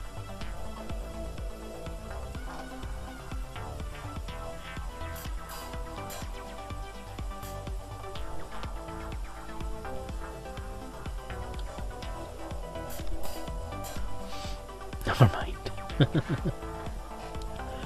It's the bit, yeah, I mean, the balance thing is what's taken the worst amount of time. Trying to make sure as well that the different player stats balance off each other, and that you've got a balance between how many successes you get and how many failures you can get on the dice rolls to make it fair, so that you've got a fair chance of getting a decent success rate and a fair chance of getting a decent failure rate, so it's not a guaranteed success every time you do something. Be another elite meet. We could have done with another elite meet like 6 months ago, and to be honest, I could have done with a lot more notice that July was going to be the ultimate deadline for the books to be handed in and released. But if I hadn't taken 2 years longer than I intended to take to write this book, I wouldn't be in the situation I'm in now. But again, it comes back to what I'm saying, is that balancing this thing and finding people who playtest and who want to playtest and who've got the time to playtest and actually provide decent feedback has been a pain in the arse. And I'm going to say something here, that if any Kickstarter guys are listening, and I hope you are, you people who paid for game development license, not license, but game development privileges or beta test privileges and all that kind of stuff, you know, the intent of that was that you got early access to the book's content and early access to the rule sets and all that kind of stuff in order to be able to provide feedback. That was the price that you paid, as well as your money. You had the price to pay that you have to give me the feedback so that I know things work or they don't work, and I can do that. And I spent so long waiting for that to come back in, it was another thing that added to the amount of time that was spent, kind of dead time for that stuff. Getting that feedback would have been invaluable, and it would have saved so much time at this point, because I could have moved on from that, knew it would work and all that. Fluff, I have a fair few people at the moment for proofreading. I have about 4 different people at the moment for proofreading. When it comes to proofreading, there will be a very, very tight time scale on it. So I am going to have to be really nasty to all the people who are going to be proofreading and say I need the feedback from them as soon as they humanly can. But I appreciate the offer, and I will bear it in mind, because it's something that I may take you up on if people let me down. And there's been quite a lot of people letting me down through this project that have said they would do stuff for me and haven't. So I'm quite annoyed about that, because it's just one of the things that has contributed towards this project being so behind. Yes, I have my own issues that have cropped up, and I can't completely remove the blame from myself, because yes, it is my fault that a lot of time was lost. I'm not disputing that fact. I would never want to dispute that fact, because it is a fact.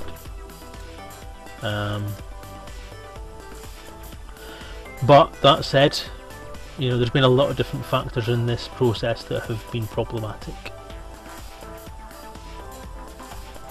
and that's just one of them. So, yeah. I'm not going to dwell on it anyway. So that is pretty much it as far as rejigging the stats is concerned. And taking it on board to say that we should sort that list is a very good idea, so I am going to sort that list. Data, sort A to Z.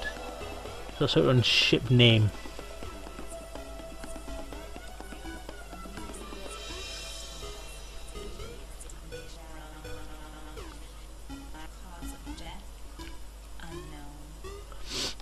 I did that once proofreading, ended up rewriting whole sections of text. You've got to be careful proofreading, I've found. Obviously I know a fair few authors nowadays. I rub shoulders with the rich and famous in the writing world, as it were. Or at least the famous, they're not rich. They all say that editing and proofreading are very, very difficult things for people to do properly and to do without pissing an author off. Now me, I don't know, because I've never had it done. Apparently it's the most difficult part for an author, because somebody is taking what you've put your heart and soul into and saying this bit's shit, this bit sucks, this bit doesn't work. So essentially they're paid to slag you off, or they have a privilege to be able to slag you off. They're entitled to slag you off because they're trying to make your writing better. The difficulty is, in this situation that I'm going to find myself in, I'm going to be using non-professional proofreaders and editors to do this.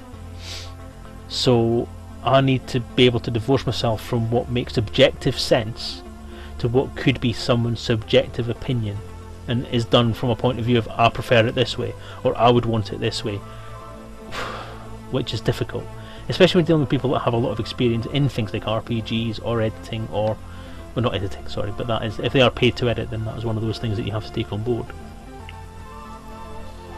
So I'm a bit scared about the process.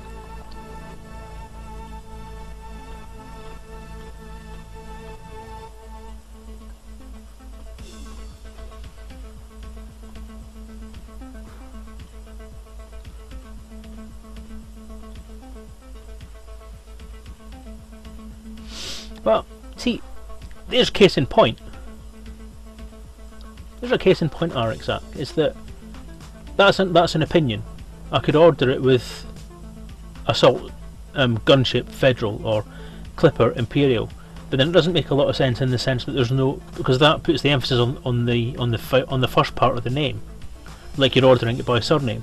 So then the thing is, you've got Eagle, Imperial, Eagle, comma Mark II. I would rather group things by Fed and Imp and whatever than group them with different things, because then I've got Cobra Mark III, Cobra Mark IV, I've got all the similar things together. So Imperial Clippers, Couriers, Cutters, Eagles, Fighters are all similar design styles. They have the pods on the end. They're all similar kinds of idea. So I think I prefer it that way around. I think I prefer having the Fed part or the Imp part as part of the main name. As the first part of the name, sorry. The most significant bit, to put it in programming terms.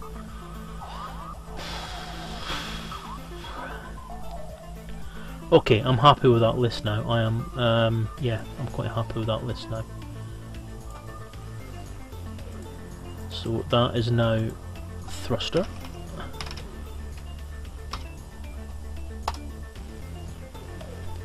Deathwatch 101! Yo! How you doing? Who are you? I have no idea who you are. You could be anyone. Is there an extra column? No! This is just a reference list. It's going to go in, when it goes into the main game, it's not going to be a table like this, it's going to be an individual entry for every ship. With a lot of information, so yes. I'm not looking forward to getting feedback on my story if I ever get around to submitting it. Well, you're running out of time, mate, because I'll be submitting this game. I'll be submitting this approval for Frontier at the end of next week, hopefully. Ah, you're one of the lore people. TOC's in-game lore researcher. TOC. What does TOC stand for?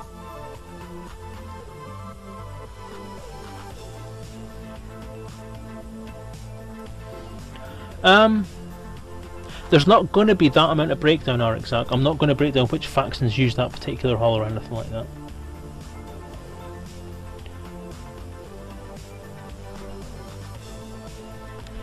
I am now also having conversations with authors again. Time of Chaos. Alright, fair enough. I didn't realise that it was Time of Chaos.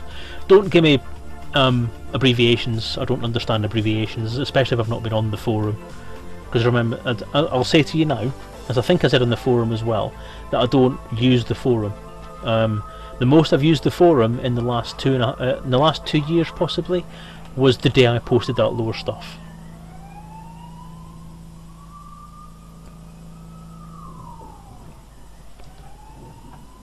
So yeah, Deathwatch 101. Yes, I think, is your name Deathwatch on the forum as well then? I'm trying to remember the personal messages, because again, I'm doing like 4 or 5 things at the same time in an average day at the moment, so my days are just one long, laborious, frustrating miasma of crap. So I apologise, it's nothing personal if I'm forgetting who you are. It's, yeah, it's actually quite fitting that you're in Time of Chaos, because chaos pretty much sums up my life right now.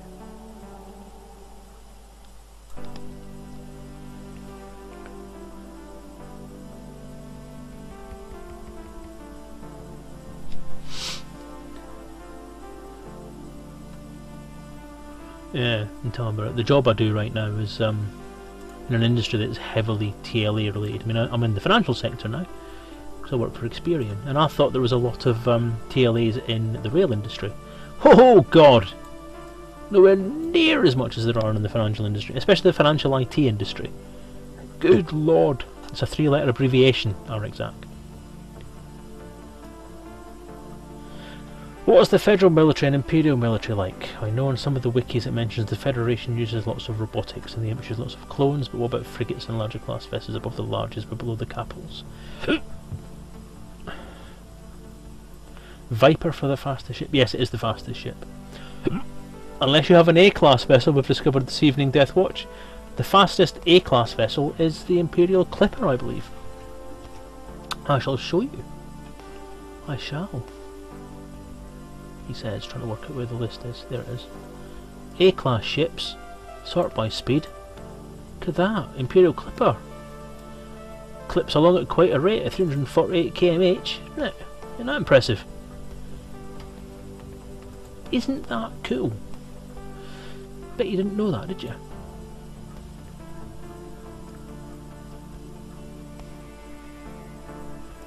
The Orca, yeah, it comes a very close second there. Very close second. And then the Viper in a respectable third. Yeah. And where's the Cobra? It's down here in 6th. It depends on what you fit. I mean, obviously this is everything A class. That's not a racing fit. If you max out your engines and your thrusters and all that kind of stuff, and then don't upgrade everything else and keep everything to a D class, then you probably will find that a Cobra will be fastest. But yeah, I'm not here to do everything. Right, that question that you asked, Deathwatch, let's quickly answer that before I go back to trying to fit all this in. In between the frigates and the capital ships, there's not a lot of information actually out there about it. There are other ships out there. The Imperials use clones for a lot of different things, from what I remember. And the Federation tends to use robotics, but not necessarily android-like creatures, if you like. Okay.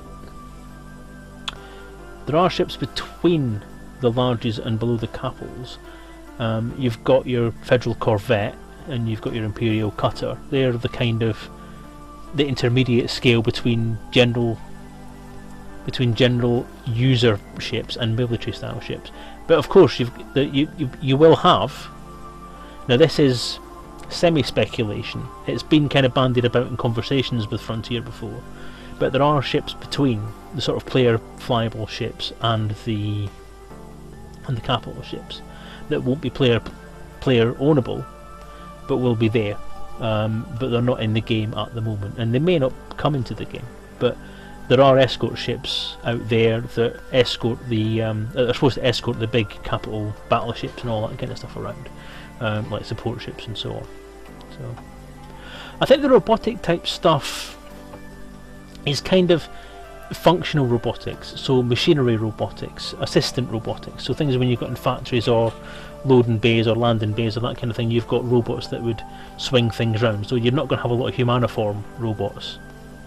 You're going to have a lot of things that have been designed for functionality rather than appearance.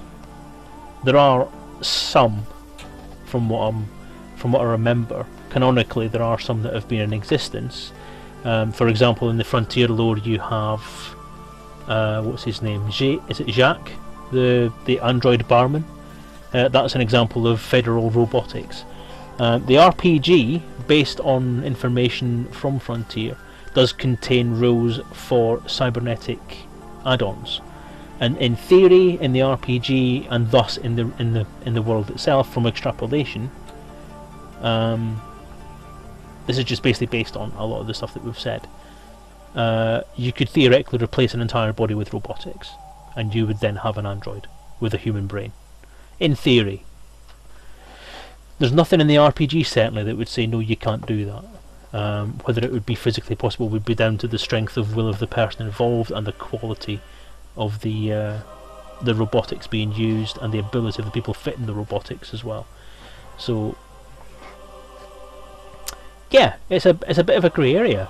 There's no real clear yes or no answer to whether you can have mainstream robots that are essentially androids. They've said specifically that there are no androids with AI. There is no AI in the universe because they've decided not to have any because it's risky.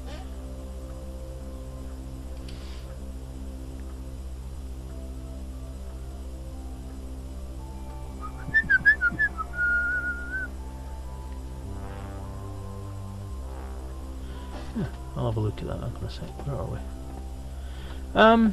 Something like that, yeah. There was certainly a couple of big incidents that involved AI. Yeah, that kind of robotics, as far as I'm aware, is not extant in the Federation. It's not something that's essentially mass-produced. I think it may exist in individual form, so that can happen to someone.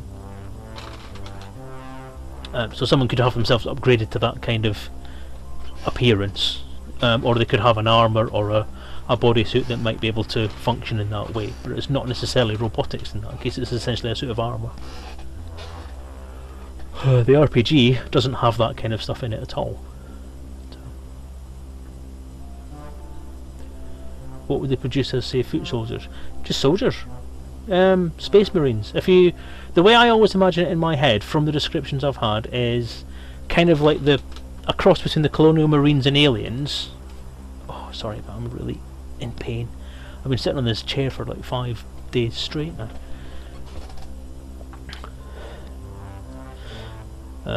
Yeah, so the Colonial Marines from Aliens and the Starship Troopers type, or the film Starship Troopers type people,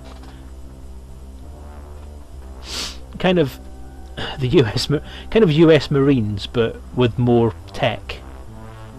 The way I've written what I've taken from the game itself is reactive armour. So reactive armour is essentially sandwiched fabric layers with a non-Newtonian fluid inside that absorbs the damage and so on.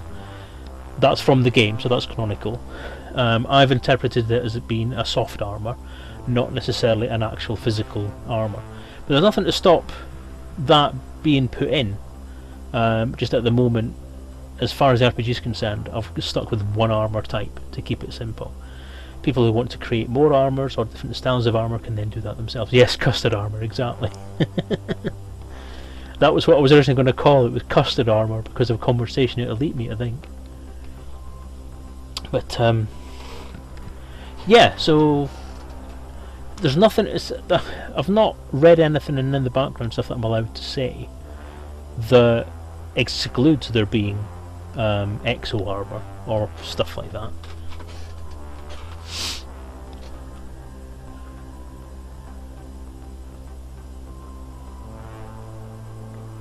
character backstory in TOC events such as the takeover of Vesuvit, and I made up some hard armor ideas. Fick! What does fick mean?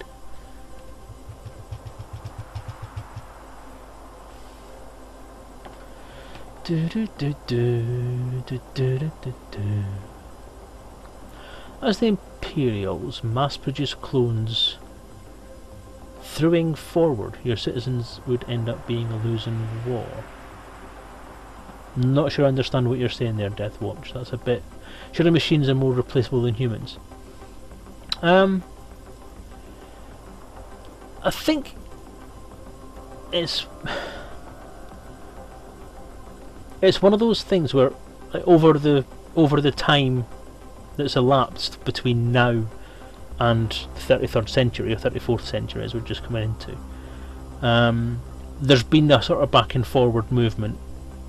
Sometimes they've been for that kind of idea, and sometimes they've not been for that idea, and eventually they'll try and push forward ideas for technical armour or exosuits and exoskeletons or machinery that can do the job of man. But the usual finding has been that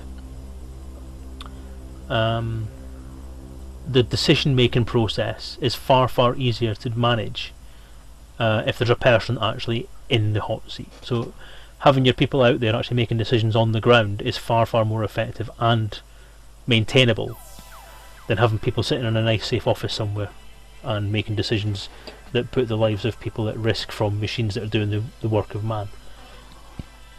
You could look at it as being a kind of like a human rights thing, and the way I imagine this in my head, based on sort of the back and forward ideas that have gone back and forward, is that there's a drive towards technology taking the front role in combat and the front role in the military, and having robotic piloted ships, remote controlled craft, machines doing the jobs, robots going out there with guns and doing stuff. But then there's the non-adaptability of the machines that are out there. There's the communications issues between base and drone, if you like, where somebody could jam that transmission, which basically means that nothing's there. The difficulty is not force use a higher from robotics, more humanoid robots using VI, as they can bullet sponge. But then, when you say VI, you mean virtual reality or virtual presence. But then that can be jammed. All you have to do to render someone's army ridiculously useless is to start jamming. Bullet sponge with minstrels, even the Black Ops worker behind them. You also then have the risk of you can't have an AI doing the work on the robotics, because the risk is that the AI may rebel. Hey Psycho Cat, how you doing? Thanks you for the hug. I need you to virtual intelligence. Should have the unit itself have set protocols. That's the same as AI though. It's the same as AI. You're opening it up to some risk, and all it would take, which is it's the same story everywhere. All it would take is for one robot to go rogue, or to misunderstand its control, or to not be able to make a decision and do the wrong thing, and you're screwed. But would you really want a computer making decisions that are life and death? Would you want a non-intelligent computer making a decision based purely on logic as to whether it should shoot somebody or not? Okay everyone, take care. Thank you for joining us. I know it's a bit later where you are than to where I am, so thank you for joining us again. I hope you've enjoyed it. We haven't really done as much as I thought we'd get through tonight, and I've been waiting sort of through the evening. We have done something major. We have actually got a nicely rejigged set of stats, which I'm quite happy with. It means that we have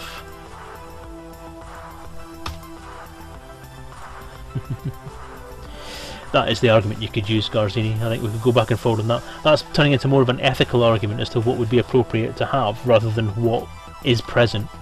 I think what you've got to look at is, whatever the reasons might be that people don't have, that the Federation and the Empire as organisations don't have this stuff, is that they've made the decision not to have that stuff. The Empire has clones that can be used in various different roles, and there is not a lot of information as to exactly what clones do or what roles they fulfill.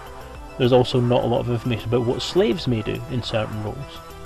There is not a lot of information out there about what systems on federal ships are controlled by robotics or technology as compared to other types of people. However, individual organisations out with those powers will be able to make their own decisions on what they want.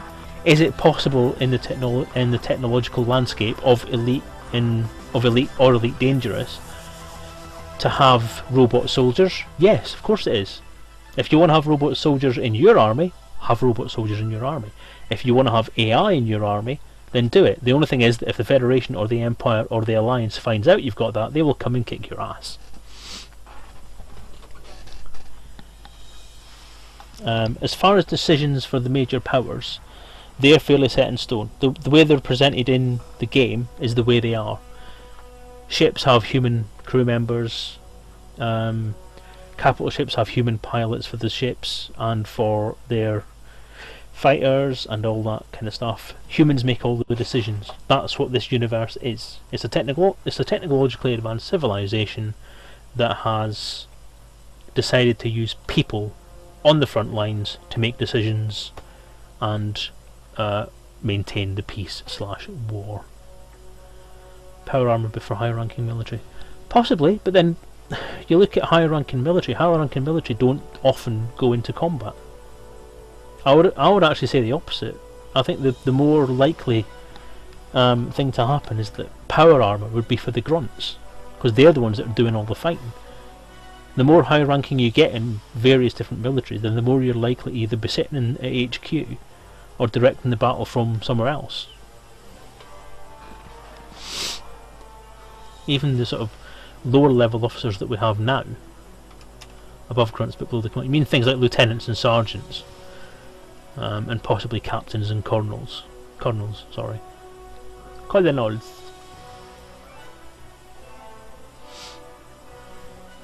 But would it be an expensive risk though? Power armor is cheap. I mean, you look at there's something. If you look at the cost of a canister full of armor, it's not that much. In the grand scheme of things, if I have a look at my equipment list, I'm sure I can probably tell you. I don't have it open right now, so I'm not gonna. The cost for battle armor isn't that much. That's exactly it. Once you can mass manufacture something, then that's it. Yeah, the gunny's having a scar and a missing limb.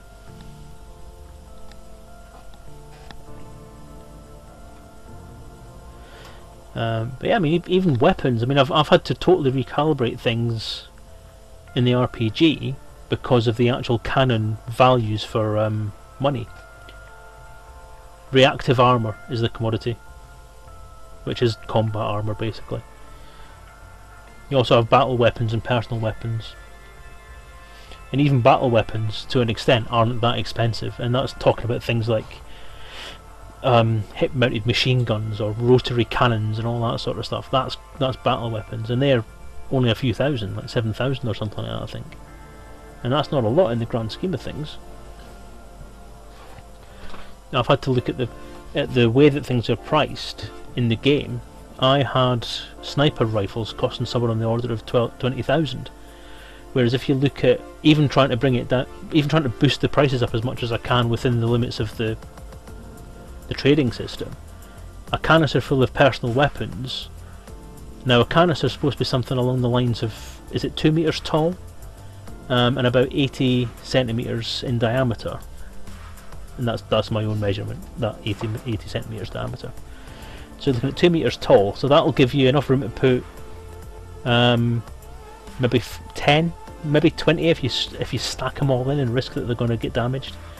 But with enough packing in there to make sure that they can be ejected from a ship and not destroyed, you're looking at maybe 10 sniper rifles. And that canister only costs you something on the lines of a couple of thousand credits. And that's nothing. And you can make a couple of thousand credits in one trade run, even with a small ship. You strip everything out of a Sidewinder, ramp 4 cargo canisters into it, sell off everything you can,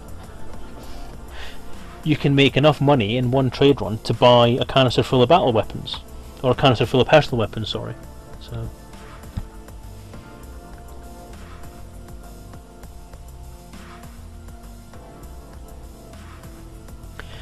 an interesting thing to look at for your military stuff, as far as sort of what you've been talking about, is the BattleTech stuff, or the Mech Warrior fiction is an interesting way to look at how a futuristic battle force might actually be organised, or how it might work. And they have in BattleTech they have a battle suit, and I can see it. Firemoth, is it Firemoth, or is that the smallest mech? Anyway, there's a battle suit they have, which essentially has a couple of wings on it, and it's essentially an exoskeleton. And that is kind of how I imagine it would work. No, see, that's it. I'm not a big fan of... I love Mech Warrior's designs. I love playing Mech Warrior the games. But when it comes to using extremely large mechanical walking machines in a combat environment, I don't think it works. Practically, I don't think it would work. Because the amount of equipment and heat and stuff that goes on inside that mech would just not... It's not practical. There are far, far easier ways to do these things than using great big walking machines. I mean, a plane for a start, or a tank. And you have to worry about gimbaling that so it doesn't fall over. If it gets too hot, open the fucking bonnet. Anyway, so there you go. Big weapons are less complicated to manufacture. That's true, because you look at mortars, it's a big tube with a grenade in it. But yeah, what I'm getting at with that sort of monologue that I gave you there about the weapons and how they fit into a canister is that you're looking at 10 weapons fitted into a canister that costs you 1,300 credits. That's very cheap weaponry. Even if you take it on the... Even if, as I've done in the commodities list, you take that as being the cost price. That's your wholesale price. And then normally you have markup on that price. So you take your weapons. You see you've got 10 sniper rifles in this canister. The canister costs you 1,300 credits. That means that each of the 10 sniper rifles in there at costs you 135 credits. Is that right? 135 credits? 100 yeah, that's right, isn't it? 135 credits per weapon. You mark that up 3 times, which is generally what the markup is on items that you buy at cost. You're only looking at 400 odd credits. 400 credits to buy a sniper rifle. That's ridiculous. Me, I actually... I don't know, that's the thing. It seems quite random. I've tried... Over the last couple of years, I have tried very hard to try and balance what a credit is in relation to GBP. And on some things, it works quite well. But on other things, it doesn't work at all. I think for food it works okay, for water it works okay, for algae it works okay, for organic things it seems to work quite well. But when you look at some of the more technical items, then it comes down to a ridiculously low price. Now I think it's... Inflation must be crazy by 3302. It must be. I mean, even some of the stuff in the original Elite, when you're looking at what could be in a cargo canister there. Yeah, I'd say that's a bit right. I mean, I imagine exoskeletons as being very much like what Master Chief is in Halo. That's a battlesuit to me. That would be that, as far as I'm concerned, that would be the maximum bulkiness that would be practical, without having to add things like servo units and cooling and heat exchangers and gyros and all the different stuff that needs to make this stuff work, and actually make it so you can move around in it and not get yourself cut in half by it moving around. It has to be form-fitting. It has to be easy to manoeuvre in. You have to be able to get your arms down by your sides for a start, and your shoulder can only go out so far. So to be fair, you know, things like that, there's somebody in the middle of that, because that battlesuit, even on that Imgur page, that, I don't know, it's somebody on the inside of it who's moving around. If you've ever seen Pacific Rim, you'll know exactly what it is. You've got somebody sitting there who's basically moving things around, and servos and virtual reality stuff is all moving stuff around like it should be. I just don't think it's practical. Anything bigger than human-sized armour that is bulky, but you can still move around and you can get your arms down to your side. Nothing. That's about as practical as you can get. That's about as realistic as I think you can get. I don't know. Power armour and exo armours are a very dodgy thing to work out technically, because it comes down to cost versus ease of use, practicality, danger to the person that's using it, and whatever else. I mean, you've got to stick to the physical limitations of the person that's using this stuff, and the point of diminishing returns when it comes to the technology. It's a bit odd.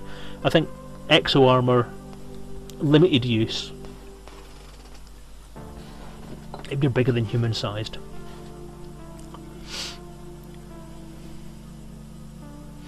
Thing is, I mean, having a pod inside something, you look at it in the way, okay, you've got your protective armour on the outside.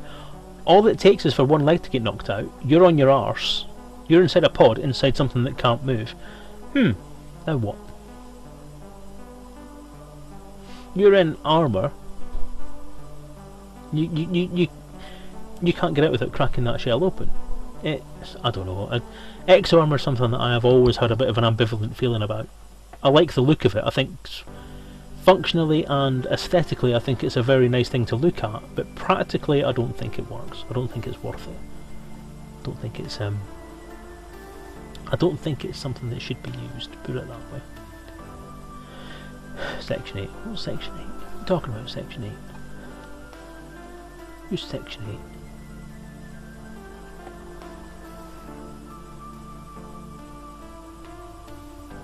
You've lost me again. Yeah, you call tech support.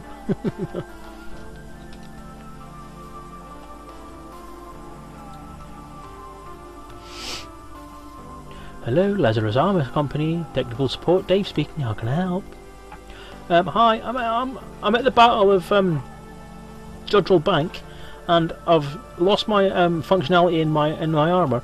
I'm sorry, sir. Could you just tell me what armour is it you've got? I've got Type 4 EXO. Ah, yes. And what model number? What revision is it? Where would I find that? You'll probably find it on the inside of the user manual. I'm actually in a situation at the moment. Oh, I see, you're in a live situation. Well, just let me put you through to second level technical support, sir. Bing bong.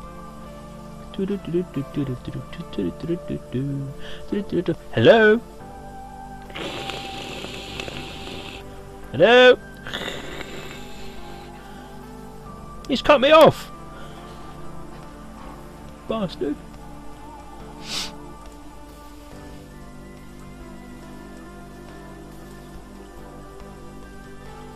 Anyway. Right, so back to the original documentation. This means that we have cars and bikes and cargo vehicles now. So what I need to do now is try and translate all that information across to this. So what I need to do now is have this matrix of stats, not necessarily the G1, G2 because that's the weapon stuff. We have... what's size? So I need to... Have I ever told you how much I enjoy the music on your stream? Well, I'm glad you enjoy it, sir. The music is all provided to me by my good friend Aaron, who you will call... no you won't, who you may call Synaptics. He says, trying to remember how to spell his name. Let me just type something into here for you. soundcloud.com/synaptics. Is that right? There you go. All of his music can be purchased or downloaded from that website. Aaron Fimister, aka Synaptics, is a native of Scotland. The town of Kirkcaldy is where he was born and brought up and currently lives. He has been doing electronic style music for about the last 20 odd years and is a very accomplished musical programmer because he does it all on computer. None of it is live music, it's all synthesized. It's very good, very, very good.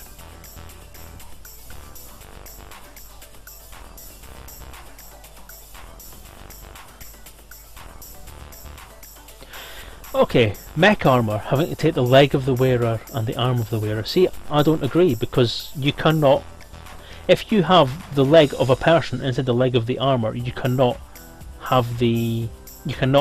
keep the same movement rate and the same movement ratio, because if you bend your knee and you're I'm gonna call it a night. Thanks for watching, Fluff. Take care. Yeah, because if you bend your knee in armor when your leg is partially inside the leg of the armor, and that you're going to be bending your leg within the thigh, so you're only going to have a limited amount of movement, as well as having the armor on the outside and all the servos and all the cabling and all the fluid and hydraulics and whatever it is you're going to use to do that. You're not going to have all that much room to actually move. So if you move, you'd have to do it so that every move that you make could be multiplied. It'd be ridiculous. No, I just don't think it's a good idea.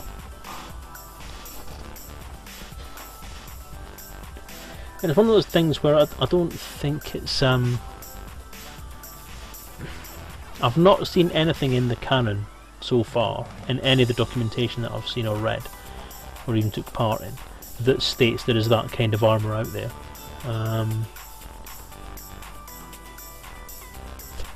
So I don't know. If I was being honest as to what I think the major powers or the technological wherewithal of the Elite universe is, it's not something I've seen bandied around as being something that happens. The most I've seen is exoskeleton armour, which is sort of form-fitting and human-sized, and fairly minimalist. That's why I've gone with the soft armour option for the RPG, because it's canonically more likely and more accepted that armour would be compact. And essentially the one big fundamental part of this would be, right, why on earth would you want to make yourself a bigger target?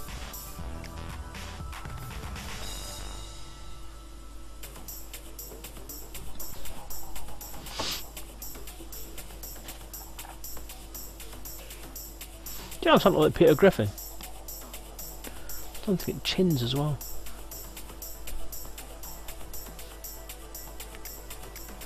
Yeah, the bum chin doesn't help. I am starting to look like Peter Griffin. That's really horrendous.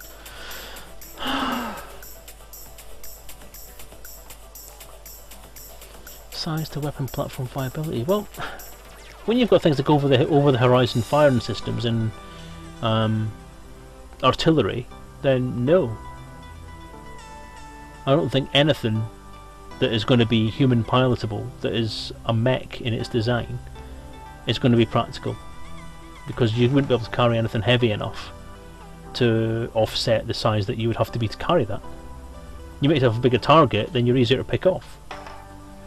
If you look at, even looking at things like miniatures games, you look at the things on the board there. Watching urban and close quarters.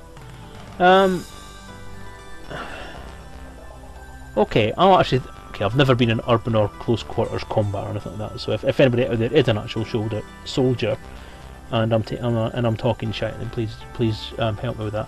But you got to look at in my head what I feel is when you get into close combat, and this is based on quite a lot of strategy games that I've played, is that the smaller the thing, then the quicker it can move, the more agile it is, and the more easy it is to get into different close quarters areas.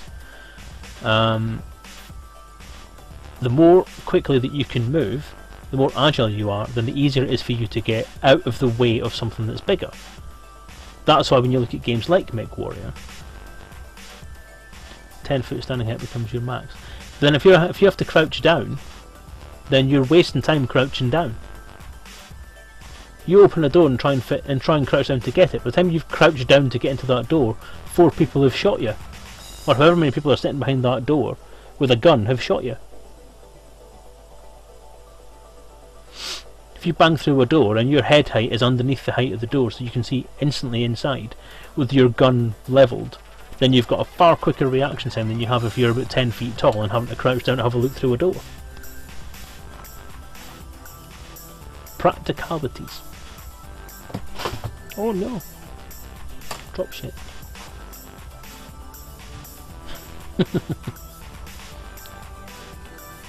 Okay, and it makes it you'd walk through a wall. What happens if you walk through a wall and some particles from that wall, like a half a brick, falls into your armour, or falls into one of the weak spots in your armour, or you damage something as you go through the wall?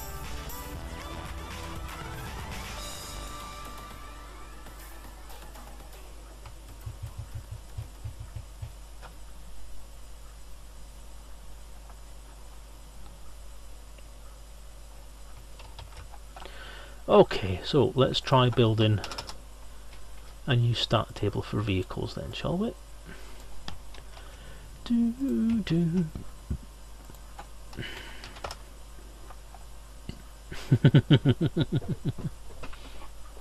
Yeah, and you were pissed off as your arms don't work because you've just broken your servo and people are shooting you in the face, or your pod, whatever. Hello, tech support. Hi, I just want to complain. I want an official complaint. I want to speak to customer services, please. Can I ask why? Yeah, I've just walked through a wall and it's cut off all the servos in my neck. I can't move the head, I can't move the scope, and I can't move the arm underneath. So I think this is shoddy work.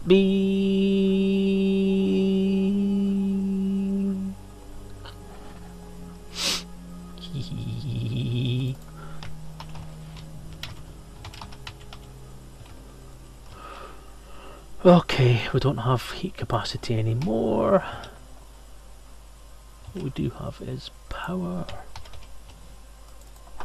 PWR 3, actually it's 2 because it doesn't have shields.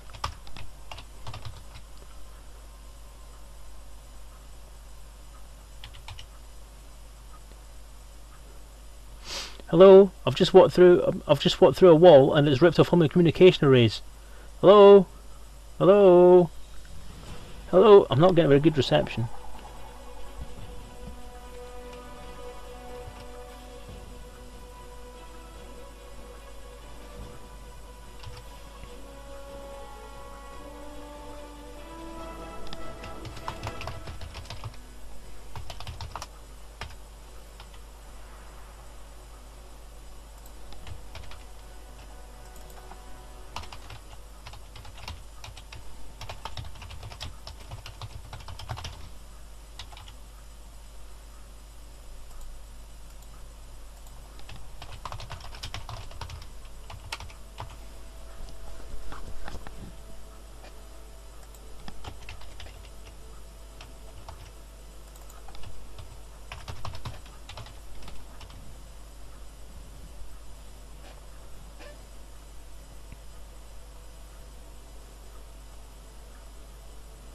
Damage report!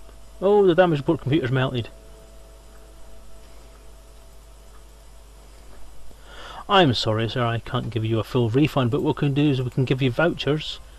If you want to return it as in the condition that you got it with the original packaging to the nearest store, then we can give you a credit voucher.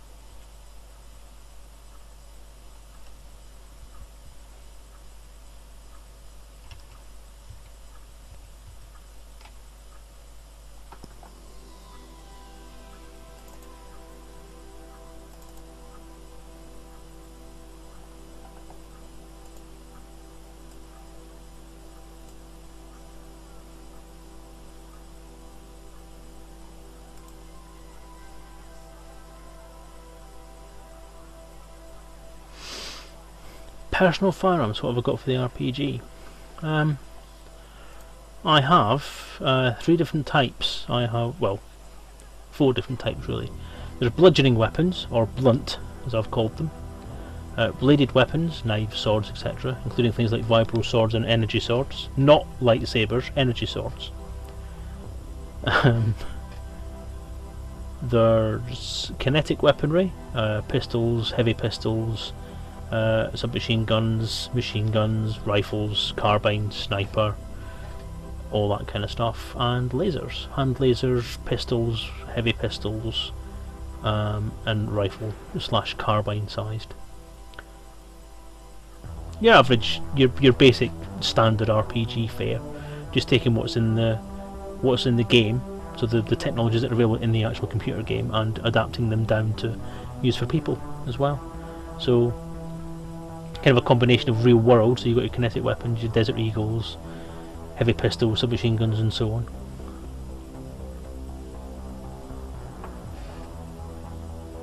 He's still writing the RPG itself. Okay, don't understand what you're talking about there, Exact. I'm going to take offence at that, I think. You offend me, sir. You don't really, I don't care. Kinetic covers standard kinetic and accelerator. No, plasma weaponry is not personal weaponry. Accelerators also are not personal weaponry. So railguns and plasma accelerators are restricted to shipboard use, essentially because holding onto something that's going to be doing that kind of energy transfer is going to burn you to shit. So, even coil guns. I haven't even considered coil guns, I've kept it simple.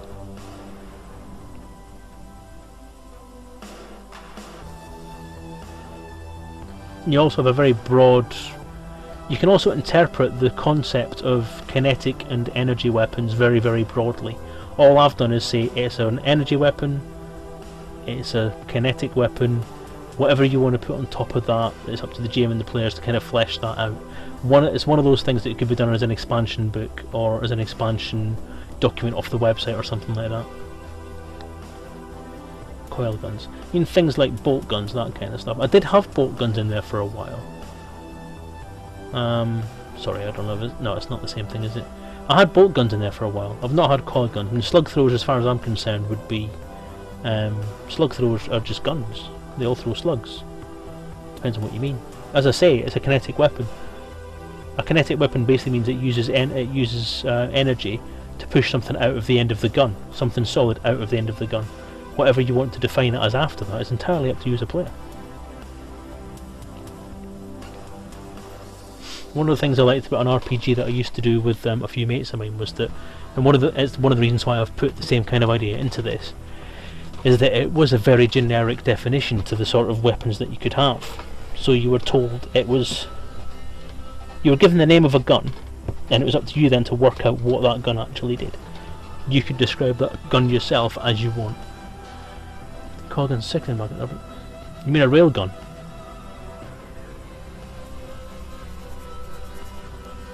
There you go. Powercat said the same thing.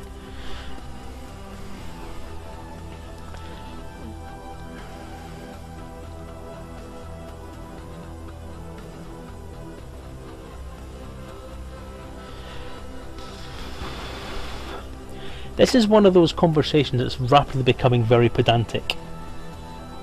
As I've said, as far as the RPG is concerned, if you guys want, you guys can debate what a railgun or a mass driver is to you blue in the face. The original question was, what weapons does the RPG have? It has kinetic weapons, it has energy weapons, it has bladed weapons, and it has blunt weapons. That's the 4 categories of weapon there are. Within the category for blunt weapons, you can have clubs, koshes, a brick in a sock, a baseball bat, a television. I'm looking around the room now for things that I can use to hit somebody with. Just anything that you can use to bludgeon someone with. A blade is anything that's got a blade. Kitchen knife, a sword, a plastic 3D printed knife for opening boxes, a box cutter, anything like that. A kinetic weapon is something that has essentially bullets. It can also be something that doesn't necessarily fire actual bullets, as in slugs of metal. It could fire non-lethal stuff, like... Yeah, that would be a bladed weapon, technically, because it has a cutting edge. It would cause lacerations and punctures, which is a blade.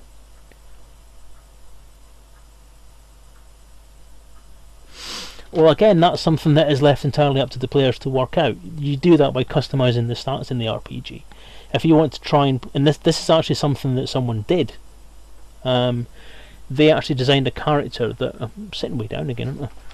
They designed a character that had been born on a 0.1g world, so the body mass and the bone strength was practically non-existent. And they had actually asked for special permission to have the body stat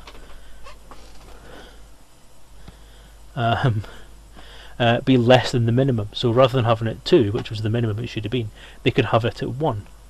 They actually asked to have it at 0, and I said, well, if you had it at 0, then you wouldn't be able to walk around or even move. So yeah, they had it at 1, and essentially what they said was that they were wheelchair bound because they'd been born on a 0g world, or 0.1g world, and couldn't walk around in normal gravitational fields. But when they were on a ship, they were very, very agile because they were used to that environment and could do that.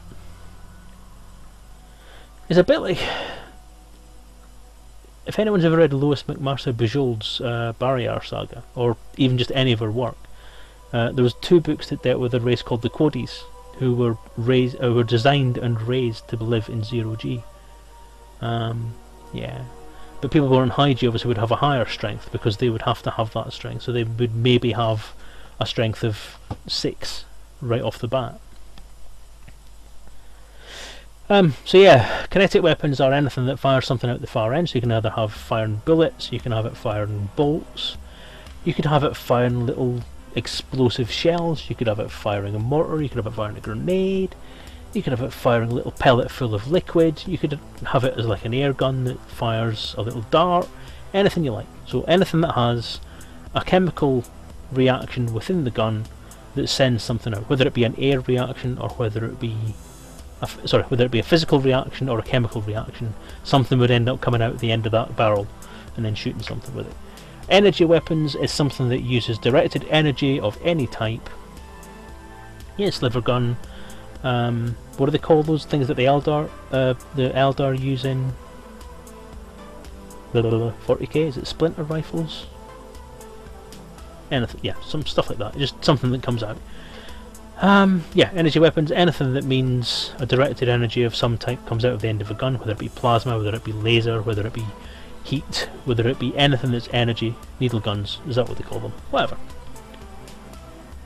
Shuriken, thank you. It just came to me as you said it there, Garzini.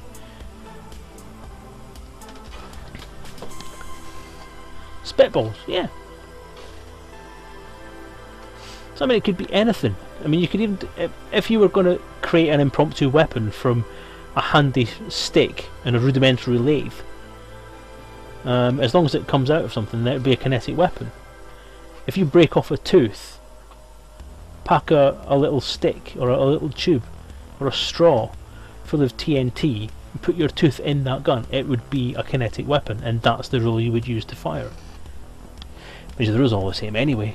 Doesn't really matter what sort of weapon you fire, use the same technical. RP got the ability to load slugs rather than, you can load whatever you want. If you've got a shotgun, you don't have to put a cartridge in it. Or you could put a cartridge in it, but you could also shove everything you like up the barrel. If you've got a cannon or a mortar, you can fill it full of anything you like. If you've got a catapult, you can put anything in it you want. As long as you can actually make things fire out of it, the mechanics of the game would handle whether or not it was going to work. So you could get a shotgun, you could pack it full of marbles,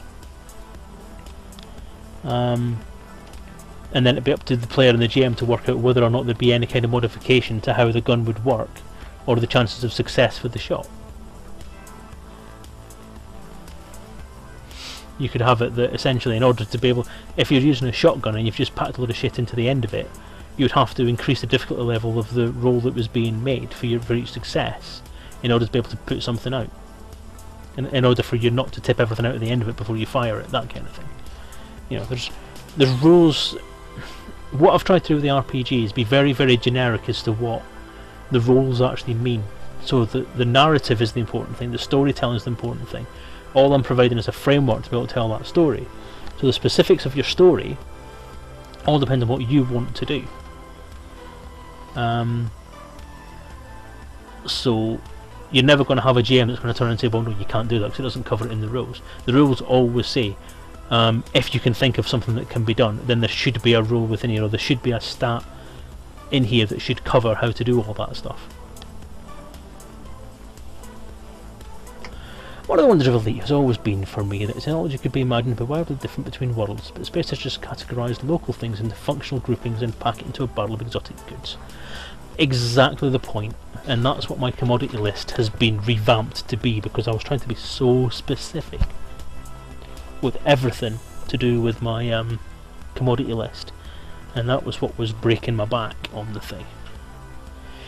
So rather than having a situation where I have,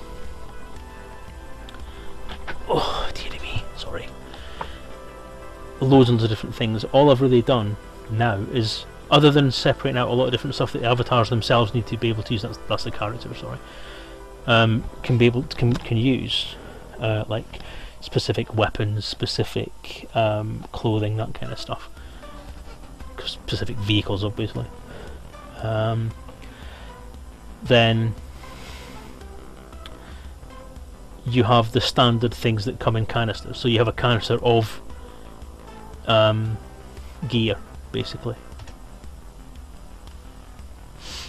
Well, I don't know, I think the Imperial slaves at the moment, I quite like the way they do it, because they've basically put them in stasis, and the cargo canister, if you like, for Imperial slaves is a stasis pod. So each canister has one slave in it, with all of their equipment, all of their stuff, all of their paperwork, their ownership papers, all that kind of stuff, and all the cryogenic suspension stuff that they need to be able to keep them alive. If you read Elite Reclamation by Drew Wagar, he actually goes into kind of the same kind of design for his character, for his character's cargo canister, or cryo canister.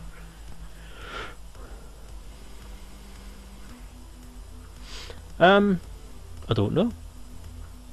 Did they? Where did they say that? If you're right, I stand corrected.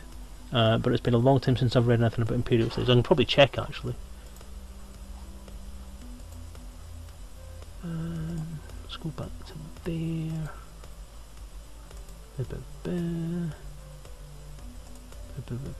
No, it's not there at all.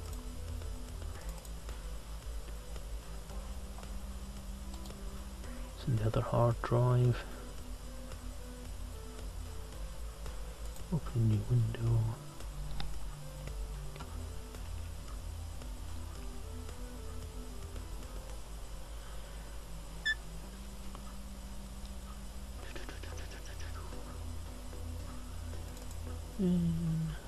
Projects.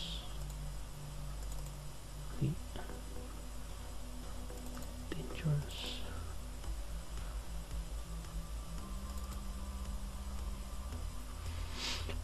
If it's in the DDF content, then I'm not entirely sure if it's something I'll be aware of, because I kind of divorced myself from the DDF for a while when I had my issues.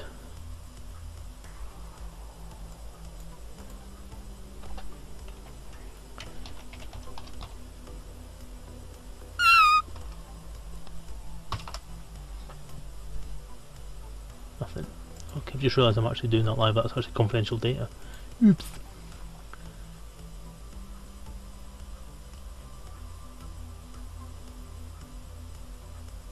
If it's in the DDF, then I don't know, is the short answer to that. If it's something that's there, then yes, by all means, then it's something that would possibly need to be changed, because at the moment the necessity of the system is that cargo is in cargo containers. If you destroy a ship, then the cargo container will contain a slave, which is a bit odd because that's a bit uncomfortable and they'd suffocate. So the only logical extension you can make is that it's a cargo canister with a cryo thing in it, or a stasis thing in it, or something. I mean, they have no qualms about keeping people who have just died in cryo so that they can bring them back to life later on. So I don't see why there should be a difference for slaves. It makes it's easier to transport, more humane. If the DDF has said something against that idea, then I don't really see the sense in it, to be honest with you. But again, the DDF is something that I said earlier on when I was talking. that one of the reasons why I stopped using the forum was because every time I tried to make a post, by the time I'd actually finished writing the post, 15 other people had posted already. And that was the main problem with the DDF that I found, is if I wanted to have an input into something, which was what I'd paid for with the pledge I made, then it was impossible to do that. Because by the time I'd made my post, the conversation had probably moved on from that post I was replying to, and was difficult to keep track of. Plus which, I just didn't have time to spend every single day reading 1,000 posts. I thought cryo was the only option for passenger transport at this point in time.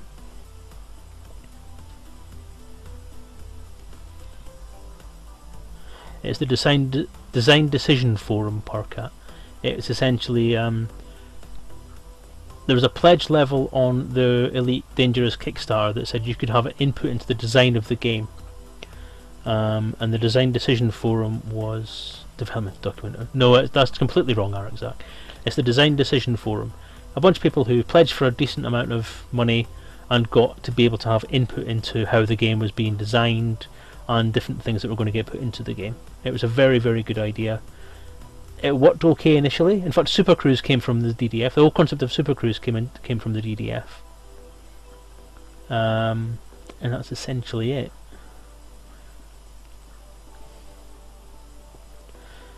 The rest of it was a lot of different ideas that came out of it and were sort of bandied around, and ideas were put forward to people. And it was a good idea. It was a very interactive forum, and it was the first real sense that Frontier was listening to the fans and listening to people who were actually interested in getting the game made.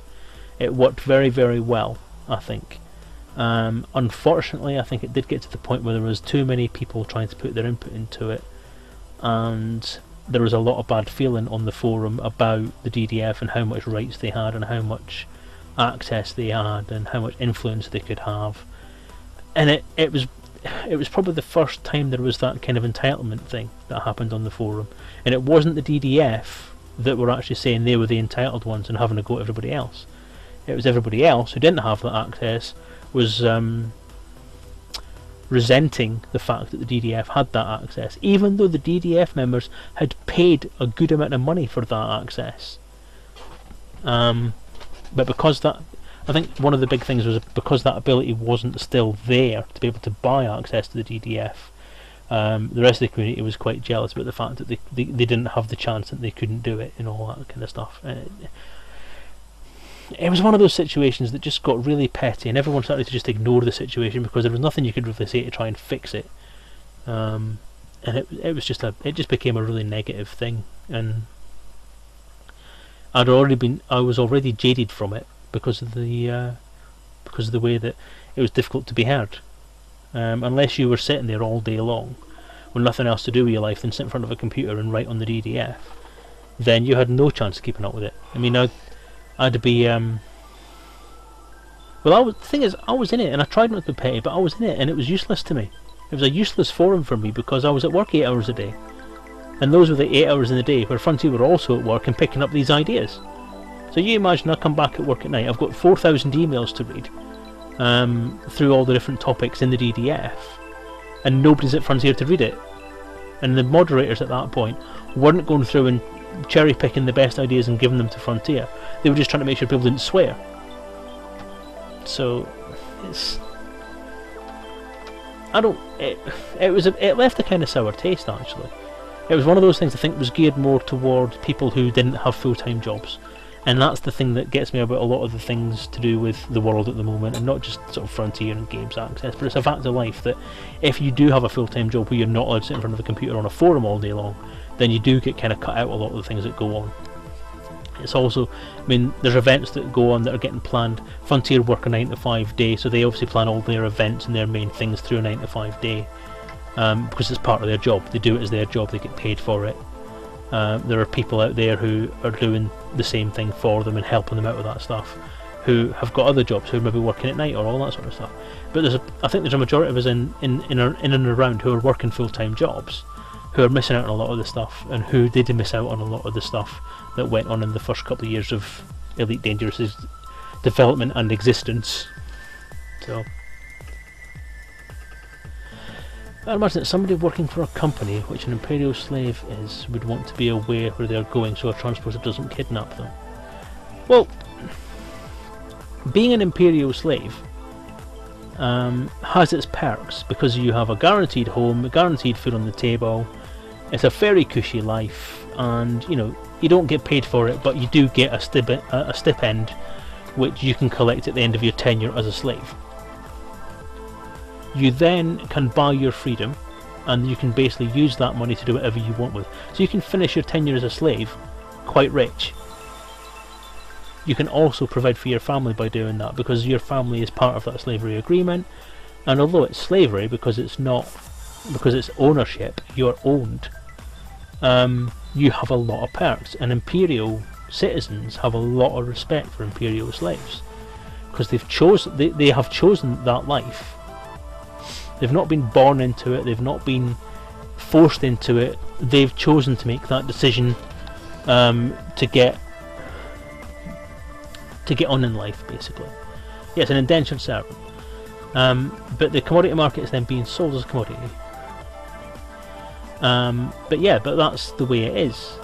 That's the way that slavery works. You're working for someone in the imperial civilization.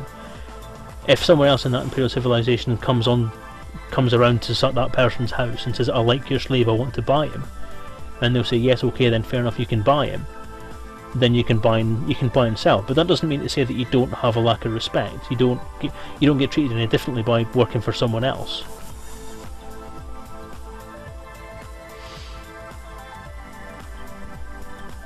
Well, you're talking about game mechanics more than actual lore here, Deathwatch. So how would you do that? In the current game's technology, you suggest to me how that could be done. They're not mission based at the moment, they're a commodity because they're something that can be traded for profit. So they're part of the trading system. It's the only place they could really have gone where they would be freely tradable within the trading system as it actually exists. Making them mission based would be very specific, and wouldn't allow for bulk transfers in the same way that the trade thing would do. So I see your point. I think you could have a valid point there. They could be mission based, so you'd be taking a single slave from X planet to Y planet for a certain person, and that may be something that comes along later on. So as the game evolves, you may find that's the way it goes. But there is no passenger content. The game doesn't support passenger content at the moment. It will in the future, and once it does, you may find that that's what happens. That the trade of slaves may be switched over to the passenger side of things.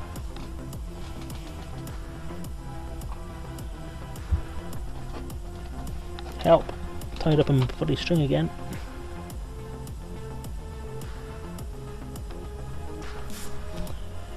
Fuck off. Oh, wireless headset, please.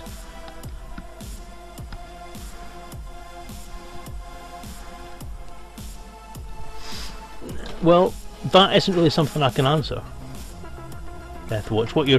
What you're now talking about is Frontiers game design. You're not talking about lore, you're talking about Frontiers game design. And that's not something I can really answer.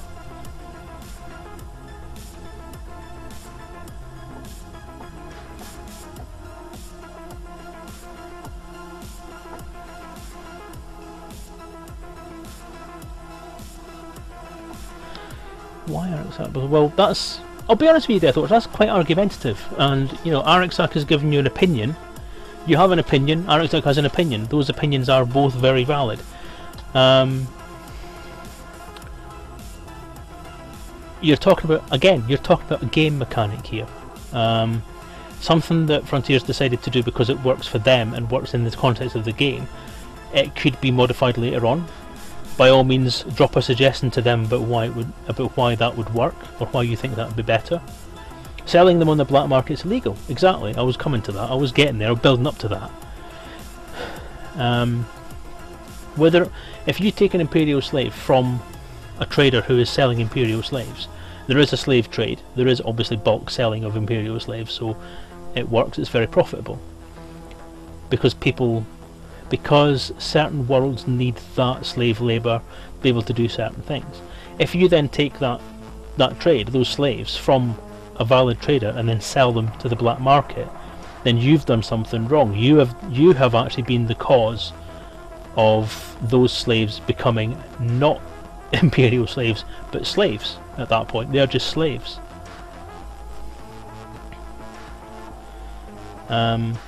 You take imperial slaves from one place and sell them to the black market, you've broken the law, because you have now taken those indentured slaves with their nice comfy cozy life and sold them to some bastard who's going to kill them or work them to death in a mine.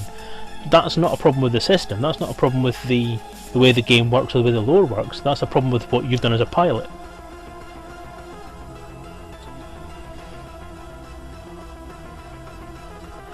Wasn't Imperial slaves' contracts held to a certain contract though in a location? I don't know what that means, to be honest. As far as I'm concerned, you buy Imperial slaves, your concept then is slaves. Your concept of buying Imperial slaves from somewhere and taking it somewhere else where you'll sell it as Imperial slaves is an industry. It's the Imperial slave industry. You take Imperial slaves and don't fulfill your end of the contract, which is your transport contract, to take those slaves from one place to another and sell them as Imperial slaves into the same system, and you're the person that has caused that problem. You've broken your contract. I don't know if there's a point in time or a certain bit of the Galnet thing or community goal or anything like that that said Imperial slaves needed to be somewhere, but there probably was some sort of community goal that involved it. Imperial slaves is mobile cheap labour, at least in terms of the Imperial labour system. Anyway, I've gone way over my broadcasting time tonight. It just proves how awesome this conversation is. Debate is always cool. It stopped me from getting any work done, thank you. And as I say, although I was very happy to talk about lore this evening with people, interestingly, the one person who I thought would actually ask a few questions was Kermit Lafrogue, whatever it is. And he came in, said hello, then fucked off. Deathwatch, yes, you've had a bit of a conversation about lore, but it's turned into more of a debate about Frontier's policies towards what they do as trade goods in their game. So not entirely sure what relevance that has to lore, but it's been an interesting conversation anyway. Imperial clones would be an interesting commodity. Yes, it would. It would be a commodity. It'd be something else you could trade, but it depends on what the clones are. Yeah, well, as I've said to you, Deathwatch, if you want to get in touch with me, you've got my email address. Use it, by all means. If you want some lore stuff, then by all means ask me. As I said, I will tell you anything I can. If there's some stuff that is not to be disclosed, then I'll obviously tell you that it's not to be disclosed, because there's quite a lot of stuff in there, in those stuff that is kind of funny. You'd like to buy slaves specifically for mining? Yes, that would be awesome, but we can't own slaves as commanders. We can own ships. We can't own anything else. We can't own people.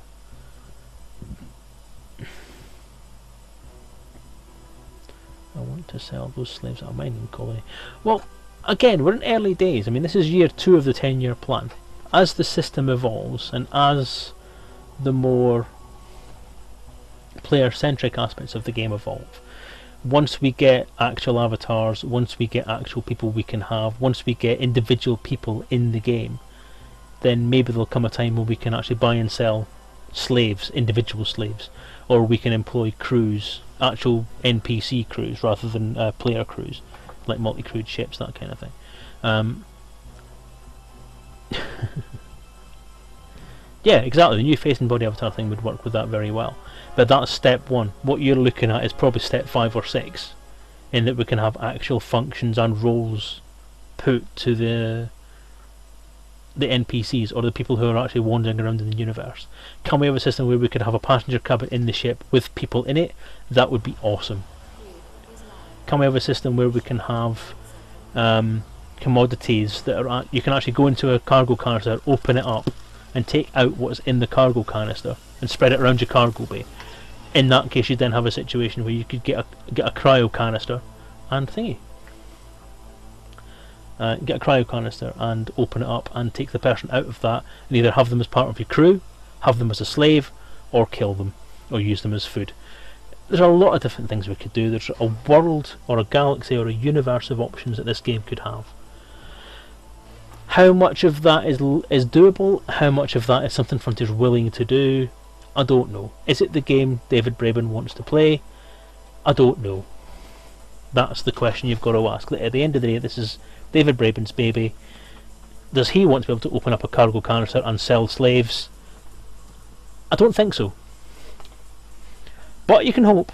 As I say, the best thing that I can suggest that you do, Deathwatch, is fire off an email to Frontier, or a PM to one of the community leaders, or one of the mods, or people like Ed, or Zach, or Mike Brooks, or anyone like that, who isn't probably going to stab you in the face if you try and speak to them, which Michael Brooks would probably do, because he's a Cthulhu fan after all, he'll just eat your brain.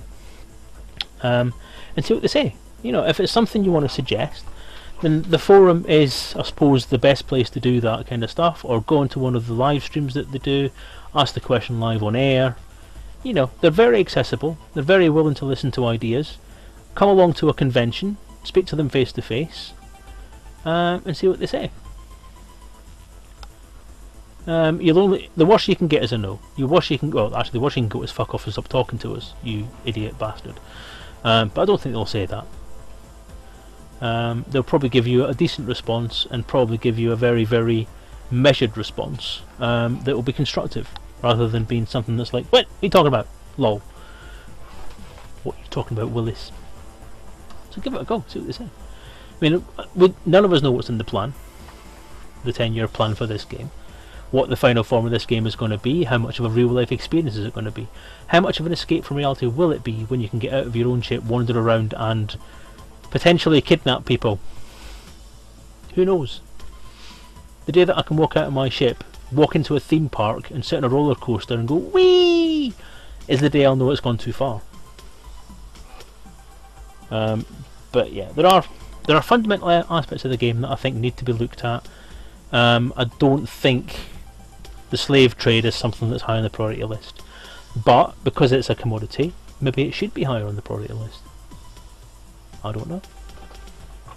Is it something that would add to the game? Oh yeah, because as I've said before, and people have disagreed with that, with this, is that I think anything that expands what the game can do, or what you can do in the game, is worth putting in. Because somebody will like it. Somebody may not like it, but then if somebody doesn't like it, they don't use it, or don't do that kind of thing. So, there you go. Well, there you go. See, if Galactic Midden can suggest something like that, then you're safe. Although I'm probably going to email Frontier and say, why haven't you killed Galactic Midden yet? Trigger communication with NPCs would be interesting. Like being able to set an audio communication that would say XXX, and the NPC would interpret that as either someone attempting to get them to submit and drop cargo. Yes. It's certainly an idea. There's a lot of stuff that I would love to see in this game. I want to see walking around the ship. I want to be able to go and have a lie down. I want to be able to go and sleep. I want to be able to go to sleep in my ship. So essentially when I go to bed, I can leave the game running and my character will be a sheep. Will be a sheep. I know what a cranky pie is, Zach. It's a Scottish thing. Just look up the Crankies. Krankies.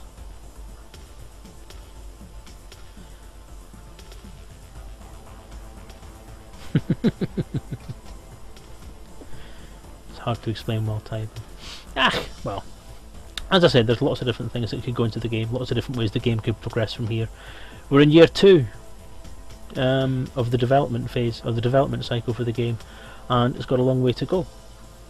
I just think we can't sit here right now in year 2 and say what year 10 is going to bring or what the game's going to be in year 10. I just think that year upon year, the fundamental aspect of the game is going to change in some way every year. This year we've been given planetary landings.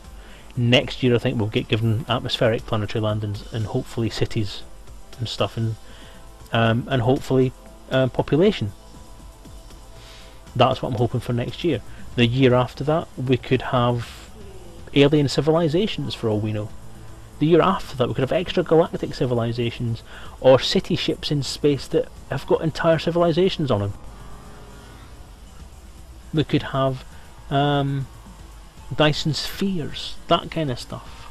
Halos. Well, station walking around isn't really a big thing. I mean, once we get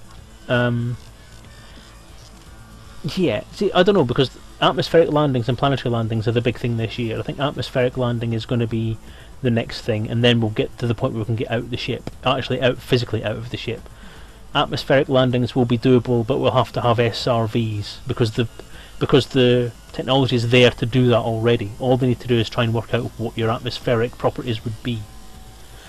So I think that's why it'll be the next thing, and then I think either the same year or the year after, I think you'll get the point where you can walk around on your ship, or you can walk around outside your ship as long as you've got your spacesuit on.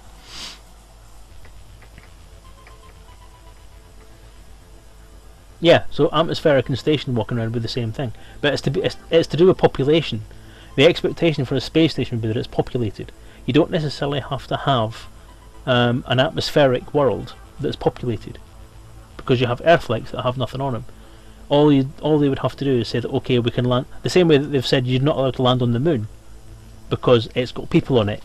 There's stuff that's happened on the moon.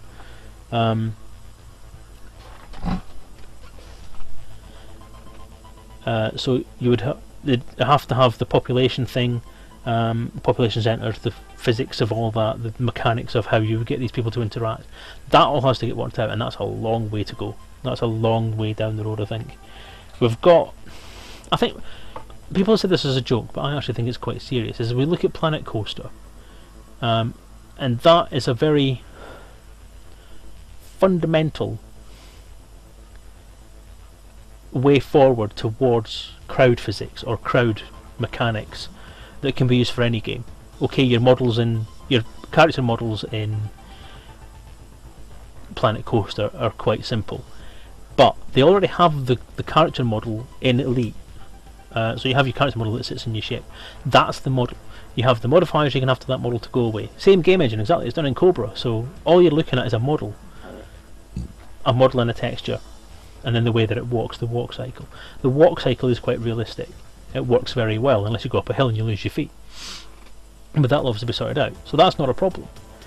But it's making sure that everything can interact in the right way with the environment around them, and that's the different part that needs to be worked on in Elite, to make sure that there's a realistic sense of functionality in the space station, and that there are specific areas of the space station that would be points of interest or places you can go, like bars, apartments, hotels, trade rooms, dark meeting places where you can find somebody. It's like, what's the point in spending all that time putting something into the game when there's nothing that can use it?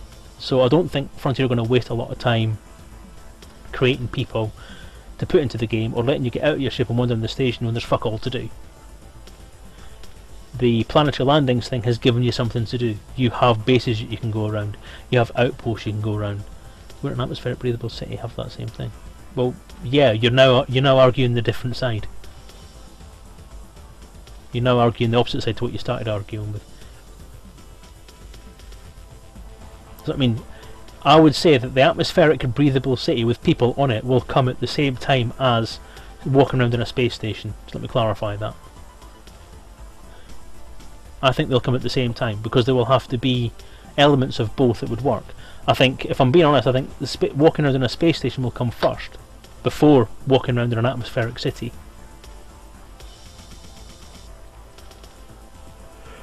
No, it isn't. A station with people is a much smaller environment as a breathable city. You're also dealing with people who would be out of spacesuits as well. On a space station, you'd probably find that people would still be wearing spacesuits. So you've got to look at the. I'm glad you've caught up. That's the problem with the 30-second delay. We'd lock out breathables but have normal atmospheres. Not necessarily. What I was trying to say was, sorry, see you, Cat. Take care. I'm going to be signing off soon anyway, because this conversation's gone on long enough and I need to get on with stuff. Lock out breathers have normal atmospheres. No, I think the next phase of planetary landings, I think, in my mind, would be to have any sort of atmospheric planet that's uninhabited, you could land on and walk around. Not necessarily walk around, but drive around on your SRV initially. So, unpopulated, breathable atmosphere or non-breathable atmosphere of some type, whether it be poisonous, corrosive, whatever protection has to be put in place to do it, you can use. You would probably not be able to sit on corrosive atmosphere planets for very long without starting to get damage to your ship or something. But you would have the ability to get out and walk around, get out and drive around in your SRV initially on atmospheric planets with no cities, no fauna, possibly flora, so you'd have your flowers and your trees and your grass and all that kind of stuff. No, that's what I mean. That's a very silly assumption, because atmospheric is a planet with an atmosphere. And Earth-like planets are dotted all around the galaxy. Everybody's found a few. Garzini, for a start, has found like millions of them, just and annoys me by telling me he's found them. Populated planets are a different kettle of fish. So I think atmospheric planets to land on, so they can test how the physics work, test how the atmospheric rendering works, test how things like water rendering works, test how grass, flora, vegetation, how that kind of stuff works, and possibly even atmospheric effects like wind, rain, weather, all that kind of stuff, clouds, etc. Get that working, and then look at how to do that alongside the population type stuff. So the population would then come into the stations and the planets possibly at the same time. I think it would probably be the stations first, because there's a smaller catchment. Like, you could call that like a beta test. So you do it on a small scale first. So planets, no, you can't land on populated planets yet, but you can get out and walk around on populated space stations and interact with people there and see people wandering around with different styles of clothing on, hopefully. And then from that, once you've got that working fine, you're happy with that from a development point of view, then you can move on to the bigger scale, which is making sure your bigger populations on cities and so on work well. So that's how I think it will go. It'll be incremental. It's like everything else, incremental. You realise the water on Vesuvius is... Well, no, I don't. Oh, sorry, Deathwatch you're talking to. Sorry, my mistake. Oh dear. One of the annoying things about getting older is nasal hair. Itches like... Oh, tickles like buggery. Yeah, because that later says you can do their stations and all. That's what I was saying in the first place. Yeah, there you go, exactly. So you do it incrementally. You do the smaller bits, then you build up to the bigger bits. So they've done the nice simple planetary landing on something that doesn't need a lot of work done, so you don't have to worry about people wandering around or driving cars around. You've got the occasional SRV.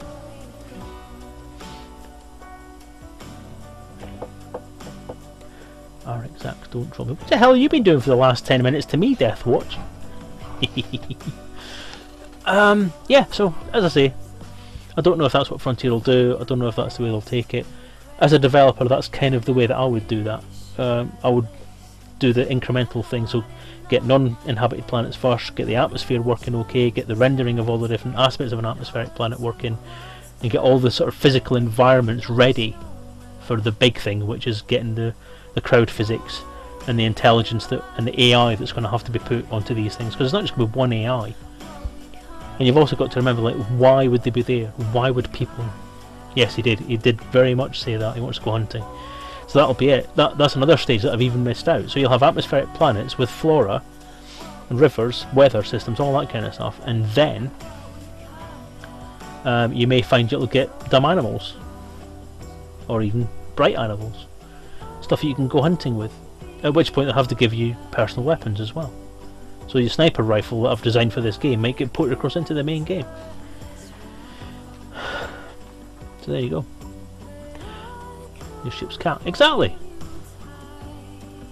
HCS voice packs will have a big job on their hands when they've got to actually write the ship's cat model and populate it into the game and have it shitting all over your ship.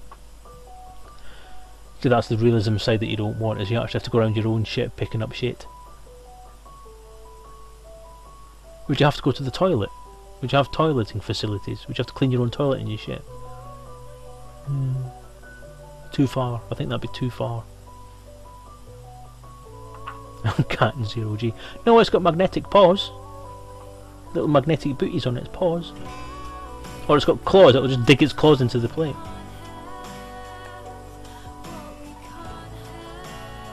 The thing is, that's the bit they haven't rendered yet. Is that actually when you sit in your flight chair, a tube automatically inserts itself up your urethra and you catheterise yourself. Just don't ask what you sit on as far as your rear end's concerned. That's a disgusting part of the game. Okay, right, okay, that's 11:15. I've actually gone an hour over my normal time for broadcasting. So I'm going to call it, I've not achieved as much as I wanted to achieve, but I have achieved something. I have achieved a rejig of the stats for the vehicles that will allow me a decent amount of space to create stats and a realistic comparative stat set for different vehicle types, which means that my goal of having a system that will allow combat between spacecraft and other craft, or various different types of craft in the universe, is very, very achievable. So that has worked very well. It must be rendered, it must be realistic to lore. But the lore states, I mean, one of the background documents did actually state that genitals no longer exist. The sexual functions and the toileting functions have now been separated in humanity. There's now a separate hole. So basically what they've done is they've used a redundant hole in your body, which is the belly button. That is now where you piss from. So everything comes out your belly button now.